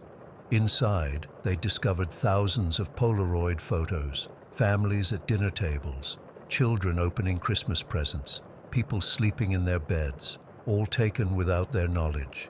And among them were dozens of photos of my family, photos spanning decades, photos of me as a child, photos of my wedding day, photos of Emma as a baby, photos of us in our current house, which we'd only moved into 5 years ago. This person, whoever he was, had been watching us our entire lives. 2 weeks after Easter, they arrested a man in his early 70s. He'd been caught photographing a child's birthday party in a park. His name was Gerald Fitch.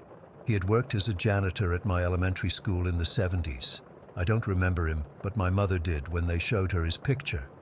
The most disturbing part came during his interrogation. He didn't deny anything. In fact, he seemed confused about why he was being arrested. According to Detective Morales, Fitch claimed he wasn't stalking these families. He was protecting them. "I keep watch during the vulnerable times," he reportedly told police. Holidays, celebrations, times when families aren't paying attention to what's around them.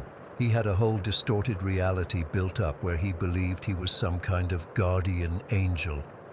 He spoke about our family, my family, like he knew us personally, like we had some kind of relationship. He told police that my father had appointed him as our protector by taking his picture that Easter Sunday in '76, that the camera had chosen him. "Ask Sarah," he said to the detectives. "She knows. The Harmons know I've always been there." That's what keeps me up at night. Not just that this man watched us for decades, not just that he broke into our house and stood over us while we slept, but that in his mind we knew about it. We approved of it. We wanted it. And the most terrifying thought of all, if Emma hadn't found that camera with its ancient film still working by some miracle, we would never have known. He would still be out there watching us, collecting our most intimate family moments without our knowledge. They say he'll likely spend the rest of his life in a psychiatric facility, that we're safe now, but I don't feel safe. I keep thinking about all those years, all those moments when I felt like I was being watched, but dismissed it. All those times when something in the house wasn't quite where I left it, and I blamed it on forgetfulness. Was he there all along? How many nights did he stand in our bedroom watching us sleep? What else don't we know? I check the locks 3 times before bed now. I've put contact paper on all our windows so no one can see in. David says I'm becoming paranoid, that we need to move forward. But how do you move forward when your entire sense of safety has been shattered? I keep thinking about those thousands of photos, all those families. How many of them still don't know someone was watching them? Story 16. Saul, I never thought a simple shopping trip would change my life. It's been 3 weeks since that rainy Thursday afternoon, and I'm still trying to make sense of what happened. I've barely slept, I can't focus at work, and I'm writing this down, hoping it helps me process everything. Or maybe someone out there has experienced something similar and can tell me I'm not losing my mind. It started when I ducked into this old antique shop on Cherry Street to escape a sudden downpour. I've passed by it countless times on my way to work, but never went in before. The place had that distinct musty smell of old books and furniture polish. Wind chimes tinkled softly as the door closed behind me, and I remember thinking how different the atmosphere felt from the chaotic city outside, like stepping into another time. The shop was crammed with all sorts of items, dusty books, tarnished silverware, old paintings, and vintage clothing. I was just killing time until the rain let up, not really looking to buy anything. The shopkeeper was this elderly man with wire-rimmed glasses and a gray cardigan that had seen better days. He was polishing a brass lamp when I walked in, but immediately looked up and watched me with this strange intensity that made me uncomfortable. That's when I saw it, this massive, ornate mirror propped against the far wall. It must have been at least 7 feet tall, with an intricate gold frame carved with what looked like vines and faces. The glass itself had this faint, smoky quality that made it look ancient. I felt drawn to it immediately. As I walked toward the mirror, the shopkeeper cleared his throat. "Beautiful piece, isn't it?" he said. "18th century, from an estate in Vienna." Then his tone changed, becoming more serious. "But I wouldn't stare into it for too long if I were you." I laughed it off. "Let me guess, it's haunted." He didn't laugh back. "Not haunted, just perceptive. It shows more than most people are prepared to see." I thought he was just trying to create some mystique to jack up the price, so I ignored him and stood in front of the mirror. At first, everything seemed normal, just me in my blue raincoat, hair damp from the rain. But as I kept looking, something shifted. My reflection's expression changed. While I was frowning slightly in confusion, my reflection's face settled into this cold, empty stare. Her eyes, my eyes, were different too. Darker somehow, with a sadness so profound it made my chest ache. And for a split second, I swear she smiled at me when I wasn't smiling. I stepped back, heart pounding. The shopkeeper was suddenly beside me. "I warned you," he said quietly. "That mirror doesn't just reflect appearances, it reflects what lies beneath. Fears, regrets, the parts of ourselves we try to ignore." I forced a laugh and turned away. "That's a good sales pitch," I said, trying to sound casual while my hands were shaking. To distract myself, I started looking at the jewelry display nearby and found this vintage silver locket with intricate engravings. It reminded me of one my grandmother used to wear. "How much for the locket?" I asked, desperate to focus on anything but the mirror. The shopkeeper named a surprisingly reasonable price, and I bought it just to have a reason to leave. As he wrapped it, he glanced at the mirror and then back at me. "Be careful with what you've seen," he said. "Some reflections follow you home." I laughed it off again and left as soon as the rain eased up, but his words stuck with me. That night was when the dreams started. I was standing in front of that mirror again, but the shop around it was dark and empty. In the glass, my reflection wore different clothes than I did, and her hair was styled differently. She leaned forward until her face was almost pressed against the glass and whispered, "You can't escape me." Her voice was mine but distorted, like hearing myself on a recording, but worse, hollow and cold. I woke up drenched in sweat, my heart racing. The digital clock on my nightstand read 3:17 a.m. I got up, splashed water on my face, and tried to convince myself it was just a weird dream triggered by the shopkeeper's suggestion. The next night was worse. In the dream, my reflection reached her hand toward the glass, and it started to push through like the surface was water instead of solid. I woke up before her fingers could reach me, but I couldn't shake the terror. By the third night, I was afraid to go to sleep. I stayed up watching mindless TV until I couldn't keep my eyes open anymore. This time in the dream, I wasn't alone in front of the mirror. There were shadowy figures standing behind my reflection, distorted versions of myself at different ages, all with the same haunted eyes. The main reflection smiled and said, "We've always been here, waiting for you to see us." During the day, I started seeing things from the corner of my eye, shadowy movements that disappeared when I turned to look. I'd catch glimpses of myself in windows or my bathroom mirror, and for a split second, the reflection wouldn't quite match my movements. I started avoiding mirrors altogether, covering the one in my bathroom with a towel and turning the full-length mirror in my bedroom to face the wall. My friends noticed. Something was wrong. I canceled plans, stopped answering texts. When my sister called, concerned because I missed our weekly coffee date, I made up some excuse about being sick. I couldn't explain what was happening. It sounded insane even to me. A week after my visit to the antique shop, I found myself absent-mindedly playing with the locket I'd bought. I hadn't even taken it out of its little paper bag until then. It was heavier than it looked, and when I opened it, there was space for 2 tiny photos inside, but it was empty. As I held it, I felt a strange comfort, like it was grounding me somehow. That night, I wore the locket to bed, clutching it in my hand as I fell asleep. The dream came again, but this time when my reflection spoke, saying, "You belong with us now," I found myself talking back. "No," I said, "I don't belong to you. I don't even know what you are." The reflection's smile faltered, and she looked down at my hand holding the locket. Her expression changed to one of anger. "That won't save you," she hissed. I woke up feeling different, scared still, but with a spark of defiance. For the first time in days, I looked at myself in the mirror, really looked, and it was just me staring back, tired and pale, but me. Later that morning, I found myself walking toward the antique shop, the locket around my neck. I hadn't planned to go there, but somehow my feet carried me right to its door. The same wind chimes announced my arrival, and the shopkeeper looked up from a ledger he was writing in. He didn't seem surprised to see me. "It's calling you back, isn't it?" he asked. I nodded, unable to find words. "The mirror has a will of its own," he said, setting down his pen. "It shows people what they hide from themselves. Some can't handle it. Others—" he trailed off. "Others what?" "Others face it, and either they're consumed by it or they find a way through." I turned to look at the mirror, still in the same spot against the wall. "What is it? Really?" The shopkeeper sighed. "Some say it was crafted by a man who lost his mind to his own reflection. Others say it's just very old glass that's seen too much. I don't know for certain. I only know what it does." Despite every instinct telling me to leave, I walked toward the mirror.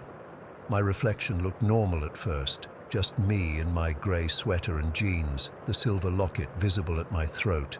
But as I stared, the image rippled like disturbed water. I felt a pull, not physical but something deeper. The glass seemed to liquefy, and before I could step back, I was falling forward through the surface. I found myself in a dark, endless space, like a massive room with no walls or ceiling, just shadows and faint, distorted reflections of myself everywhere I looked. It was cold, not the temperature, but a soul-deep chill that made me feel hollow. My dark reflection stood before me, more solid than the others, wearing a twisted version of my face. "You came back," she said, and her voice echoed strangely. "They always do." "What is this place?" I asked, my voice small in the vastness. "This is what's beneath the surface," she said. "All the things you hide, your fears, your shame, your regrets." Other reflections moved closer, me at different ages, each bearing the weight of different painful memories. One was sobbing over my parents' divorce when I was 12. Another was frozen in the moment I found out my college boyfriend had been cheating for months. Another showed the panic attack I had before a job interview last year. "You can't escape us," my dark reflection said. "We are you, the real you." I felt myself being pulled deeper into despair, memories I'd tried to forget flooding back with painful clarity. It would be so easy to give in, to let these shadows consume me.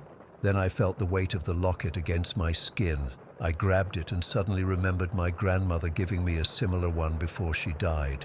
"You're stronger than you know," she told me. I thought of all the people who loved me, who saw good in me when I couldn't see it myself.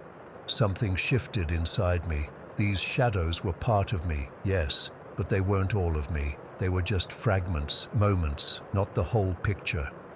"I am not you," I said to the dark reflection, my voice stronger. "I'm more than my fears and regrets. I'm stronger than this." She lunged at me, her face contorting with rage, but as she reached for me, I held up the locket. Light seemed to pour from it, not physically but emotionally. Memories of love and support, of overcoming past struggles, of laughter and connection. "I am not afraid of you anymore," I said. The darkness around me cracked like glass, fracturing into 1,000 pieces, and I was falling again, or maybe rising. It was hard to tell in that strange space. I woke up in my own bed, still clutching the locket, sunlight streaming through my window. For a moment, I thought it had all been an elaborate nightmare, but there was a strange shimmer to the light in my room, like the afterglow of something extraordinary. Later that day, I returned to the antique shop. The shopkeeper looked up when I entered, studying my face carefully. "You came back," he said. "Many don't." "What do you mean?" "Many who look into that mirror never return. Or if they do, they're changed. Empty somehow, like the mirror kept a piece of them." I looked at the mirror across the shop. It looked different now, just an old, ornate mirror with a slightly tarnished surface. When I saw my reflection, it was just me, nothing lurking beneath. "It shows us what we fear most about ourselves," I said, "but also what can save us." The shopkeeper nodded. "For those who are ready to see it." I left the shop feeling lighter somehow. The locket still hangs around my neck, a reminder of what happened. Sometimes I still have dreams of that shadowy place, but they don't frighten me anymore. My dark reflection is still there, but she's just a part of me now, not something to fear. I don't expect anyone to believe this story. Most days, I'm not even sure I believe it myself. Was it all just a hallucination brought on by stress and suggestion? A vivid dream, or something more? All I know is that something changed in me that day, something I can't explain. And whenever I catch my reflection now, I look a little longer, making sure it's still just me looking back. Story 17. I've been driving that stretch of highway between Portland and Bangor for years. Never had anything weird happen until last week. I still don't know if I should be writing this down, but I need to tell someone. I can't sleep, can't focus at work, and my boyfriend thinks I'm losing it. Maybe I am. It was Thursday night, or technically Friday morning, around 12:30. I was driving back from Portland after visiting my sister who just had her second baby. Cute little thing. I stayed longer than I planned and decided to just power through the drive home rather than crash at her place. Bad decision. It started raining about an hour into my drive. Not just a drizzle, but one of those spring downpours where your wipers can barely keep up. I was exhausted, having been up since 5 that morning for work before driving to my sister's. The caffeine from my last gas station coffee was wearing off, and I was seriously considering pulling over at the next rest stop to take a power nap. When I saw the blue sign for the Route 16 rest area, I nearly cried with relief. It's one of those bare bones places, just a bathroom building, some vending machines, and a parking lot. No attendant, especially not at that hour. I pulled in and killed the engine, planning to close my eyes for 20 minutes before continuing. I must have dozed off immediately because I jerked awake to knocking on my passenger window. My heart nearly stopped. There was a woman standing there completely soaked. Her dark hair was plastered to her head and water was streaming down her face. I hesitated, who wouldn't, but it was pouring, and she looked harmless enough. Young, maybe mid-20s, wearing what looked like a blue dress that was now practically black from the rain. Against my better judgment, I unlocked the door. She slid into the passenger seat, bringing a blast of cold air with her. "Thank you," she said, her voice soft. "I've been waiting for someone to stop." That should have been my first warning. Waiting at a deserted rest stop after midnight? But I was too tired to process it. "I'm Rebecca," I said, turning the heater back on. "Where are you headed?" "Elizabeth," she replied, not really answering my question. "I need to get to Ashland." Ashland was about 2 hours north, not exactly close, but on my route. "I can take you as far as Millridge," I offered. "That's where I'm headed." She nodded, staring straight ahead. "That's on the way. Thank you." As I pulled back onto the highway, I kept glancing at her. Despite being completely drenched, her makeup was perfect, not a smudge of mascara, her lipstick still a vibrant red, and she wasn't shivering, even though my car thermometer showed the temperature had dropped nearly 10 degrees since she got in.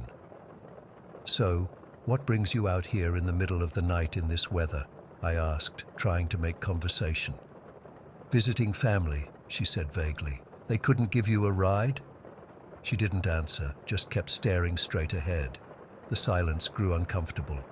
I turned on the radio to fill it, but all I got was static. Every station, just white noise. I switched it off. "Do you live in Ashland?" I tried again. "No," she said. "I'm meeting someone there." "At this hour?" She finally turned to look at me, and I felt a chill that had nothing to do with the air conditioning. Time is different for some of us.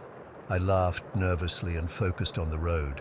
The rain was letting up a bit, but fog was rolling in, making visibility poor. The highway stretched empty before us, our headlights the only light for miles. "You should take exit 27, she said suddenly after nearly 20 minutes of silence. "What? No, that's not the way to Millridge. We need to stay on the main highway." "Exit 27, she repeated. "I need to be there by 1:17, precisely 1:17. I checked the clock on my dashboard. It was 12:58. "Look, Elizabeth, I'm taking the direct route to Millridge. If you want to go via exit 27, I can drop you at the exit and you can find another ride." Her head snapped toward me and her voice changed. It dropped an octave and seemed to echo in the small space of my car. "Exit 27, 1:17. I gripped the steering wheel so hard my knuckles turned white. Then, just as suddenly, she was calm again. "It's fine," she said, her voice normal. "It won't matter. We'll still arrive in time." I was wide awake now, adrenaline coursing through me. Something was very wrong with this woman. I contemplated pulling over and telling her to get out, but we were in the middle of nowhere, and despite everything, I couldn't just leave someone on the side of the road at 1 in the morning. So I drove. Fast. The sooner I got to Millridge, the sooner I could drop her off. Except when we reached the Millridge exit and I pulled off the highway, nothing looked right. I'd passed through Millridge dozens of times. It's a small but lively town with a main street of shops and restaurants, but what I saw now was empty. Buildings stood dark and abandoned, some with boarded windows. No streetlights, no cars, nothing. "This isn't right," I said, slowing the car. "This isn't Millridge." "It is," Elizabeth said, "just not your Millridge." I turned to her, ready to demand what the hell that meant when she pointed ahead. "Stop here." We were in what should have been the town center. Instead, there was just a small park with a single memorial stone. Around it were faded flowers and weathered, stuffed animals, the kind you see at roadside memorials for accident victims. I stopped the car, my hands trembling. The dashboard clock read 1:15. "What is this place?" I whispered. "It's where it happened," Elizabeth said, and for the first time I heard emotion in her voice, sadness, longing. 40 years ago today, a truck driver fell asleep at the wheel. He crashed into my car right where we're sitting now. I was on my way to meet my fiancé, James. We were eloping that night. I stared at her, ice forming in my veins. Slowly, I turned to look at the memorial. In the beam of my headlights, I could just make out the inscription, "Elizabeth Carver, March 27, 1985, beloved daughter and friend forever, 24. The dashboard clock now read 1:16. I reached for the door handle, desperate to get out, to run, but my hand wouldn't move. None of my body would respond. "I'm sorry," Elizabeth said softly. "I didn't want to frighten you, but I need to be here, every year, on this night, and I can never make it alone." Outside the car, the world was changing. The empty buildings were suddenly lit up, cars appeared on the street, people walked on sidewalks, but everything was moving backward, like a film in reverse. People walking backward, cars driving in reverse, lights dimming instead of brightening. Then everything stopped, froze completely. "This is the moment," Elizabeth whispered, "the moment right before impact." Through the windshield I saw it. A massive 18-wheeler suspended in mid-air, its trajectory aimed directly at us. The driver's head was slumped forward, clearly asleep at the wheel. "Close your eyes," Elizabeth said. I couldn't. I was paralyzed with terror as the truck suddenly lurched forward, resuming its deadly path. The last thing I remember is the blinding headlights filling my vision, the deafening blast of a horn, and the sickening knowledge that I was about to die. Then nothing. I woke up at the rest stop where I'd picked up Elizabeth. The sun was rising, my car was parked exactly where I'd pulled in hours before, and I was alone. The dashboard clock read 6:23 a.m. For a moment I thought I had dreamed the whole thing. I must have fallen asleep at the rest stop and had a vivid nightmare, but then I noticed the passenger seat. A small puddle of water had formed there, and next to it, a silver bracelet. I picked it up with shaking hands. On the inside was an inscription, "To Elizabeth, all my love, James." I drove straight home in a daze. When I got there, I immediately searched online for information about Elizabeth Carver. It didn't take long to find. There had been a special article published just that week in the Millridge Gazette commemorating the 40th anniversary of the accident that had claimed her life. The article mentioned a local legend about motorists occasionally picking up a young woman in a blue dress who would vanish from their vehicles, usually near the anniversary of her death. But here's the part that made me turn my car around and head back north 2 days later. Elizabeth wasn't trying to return to her death site that night. She was trying to complete her journey. The article mentioned that she had been on her way to meet her fiancé, James, in Ashland. They were planning to elope against her parents' wishes. He waited all night at the town hall, not knowing she would never arrive. I'm writing this from a motel in Ashland. I brought the bracelet with me. Tomorrow I'm going to find out where James is buried. The article said he never married and died just 5 years ago. I'm going to leave the bracelet there. I think that's what Elizabeth wanted all along, not to relive her death, but to finally complete her journey, to reach James, even if 40 years too late.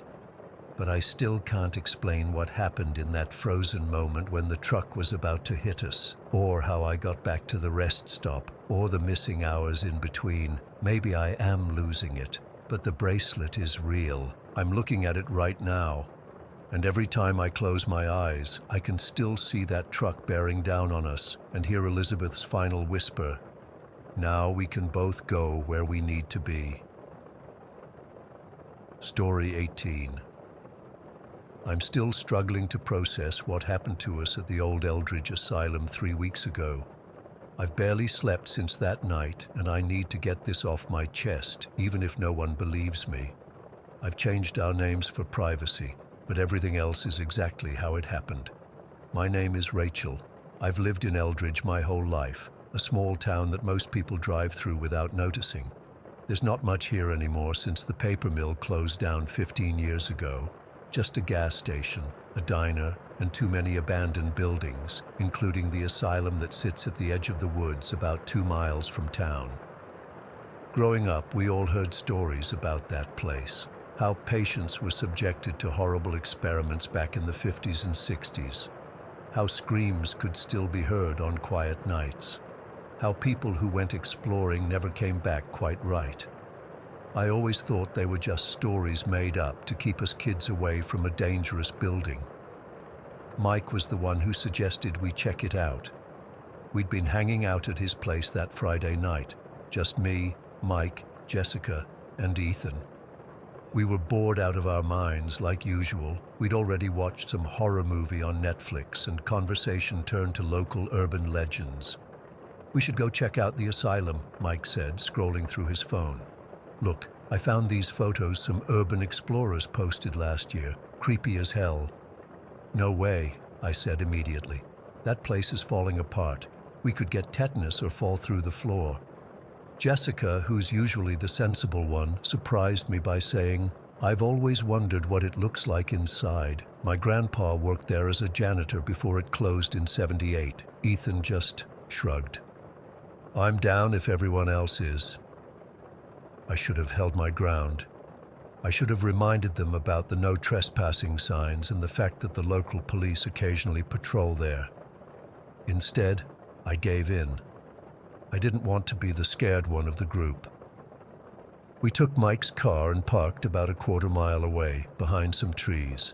It was around 9:30 at night, already pitch black. The air had that crisp autumn feel, and dead leaves crunched under our feet as we walked through the woods with just our phone flashlights guiding us. When the asylum came into view, I felt my stomach drop. 3 stories of decaying brick and stone, with most windows either boarded up or shattered. Vines crawled up the walls like they were trying to pull the building back into the earth. The main entrance had these huge double doors with peeling paint and rusted handles. "This place is massive," Jessica whispered, her breath visible in the cold air. "I read it used to house over 300 patients," Mike said, shining his light up at the facade. Ethan tested the handle on one of the main doors. It was locked, but he found a side entrance where someone had clearly broken in before us. The door creaked open, the sound echoing through the empty building in a way that made my skin crawl. "Last chance to back out," Mike said, grinning at me. He knew I was having second thoughts. "Let's just be quick," I said, trying to sound braver than I felt.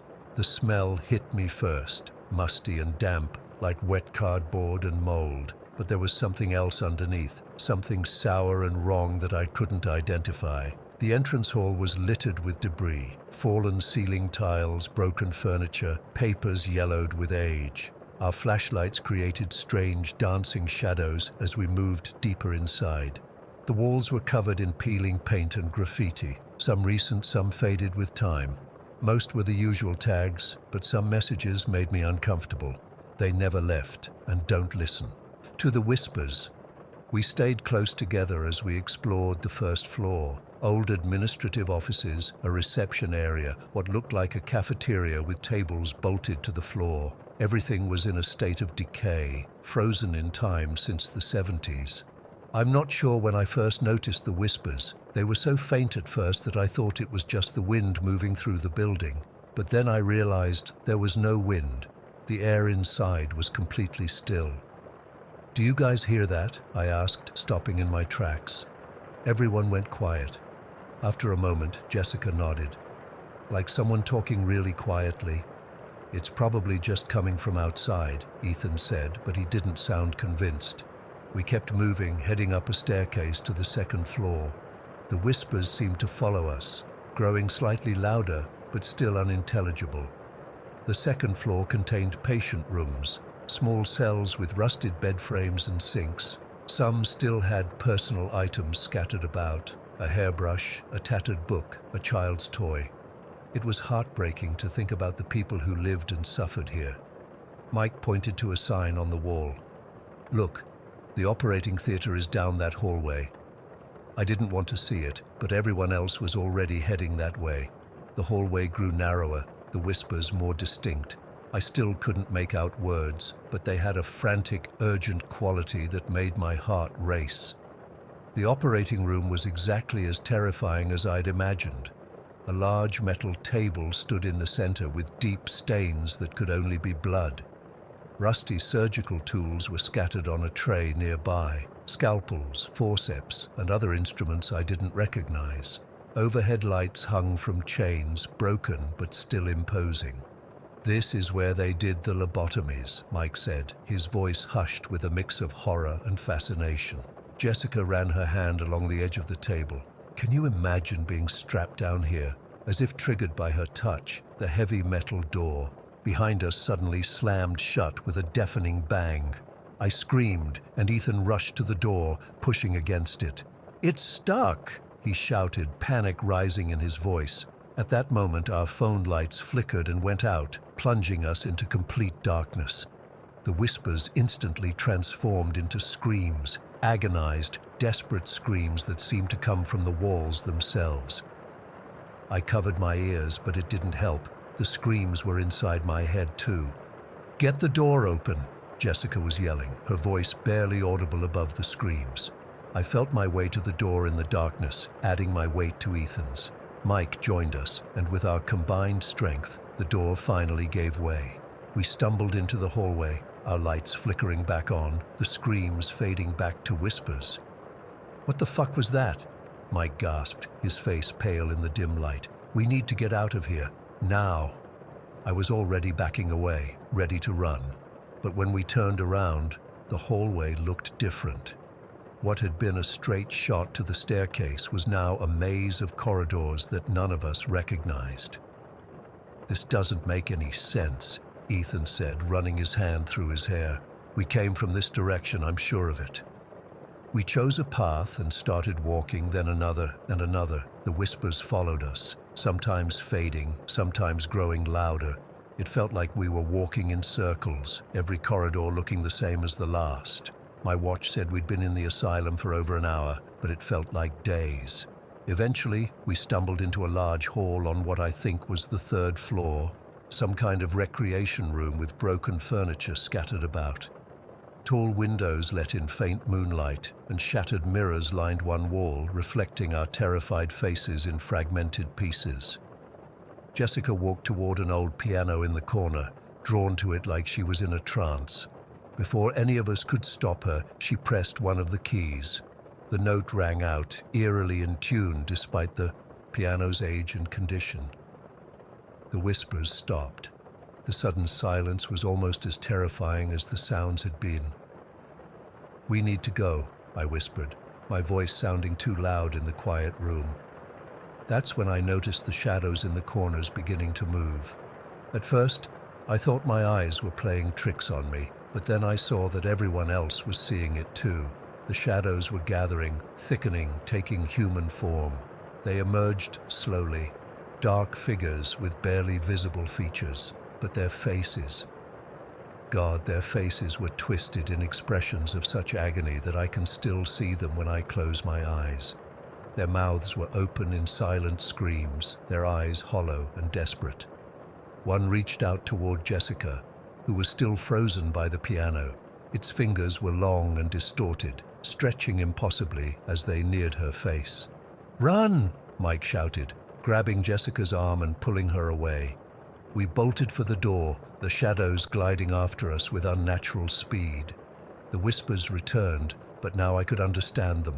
A single word repeated over and over: "Stay, stay, stay." We raced down corridors, taking random turns, driven by pure adrenaline. I don't know how, but we eventually found a staircase and practically fell down it in our rush to escape. We burst through a door and found ourselves in the main entrance hall. Relief washed over me until I saw the figure standing between us and the exit. A tall, humanoid shadow, darker than the darkness around it. It had no distinct features except for two glowing points where eyes should be. Ethan spotted a fire extinguisher mounted on the wall. He grabbed it and discharged it directly at the figure. The cloud of chemicals didn't seem to harm it, but created enough of a distraction for us to rush past. We hit the main doors with our full weight, bursting through into the cool night air. We didn't stop running until we reached Mike's car, piling in as he fumbled with the keys. The engine roared to life, and we sped away, the asylum disappearing in the rearview mirror. No one spoke during the drive back. When Mike dropped me off at home, we made a pact not to talk about what happened. We all agreed it was just our imagination, the power of suggestion in a creepy place. But I know what I saw. And in the 3 weeks since, I know what's been happening to all of us. I see them in my peripheral vision, shadows moving when nothing's there. The whispers follow me, especially at night. I wake up at 3:17 every morning, the exact time we entered the asylum according to my watch. 2 nights ago, I was lying in bed when I heard whispering coming from my closet. A soft, insistent, "Stay." I got up, heart pounding, and slowly opened the closet door. There was nothing there but darkness, a darkness that seemed deeper than it should be. A cold breeze brushed against my face, carrying the whispers with it. Jessica texted me yesterday. She woke up to find her piano bench open and sheet music scattered across her floor, music she doesn't own. Mike says he keeps seeing a tall figure standing at the foot of his bed. Ethan hasn't responded to any of our messages in 4 days. We didn't escape. I understand that now. The asylum let us leave, but it kept pieces of us there. Or maybe it sent pieces of itself home with us. I can feel it watching me as I write this. The shadows in my room are growing darker, the whispers louder. I don't know what to do. I don't think we can fix this. Whatever was in that asylum has claimed us, and I don't think it's ever going to let us go.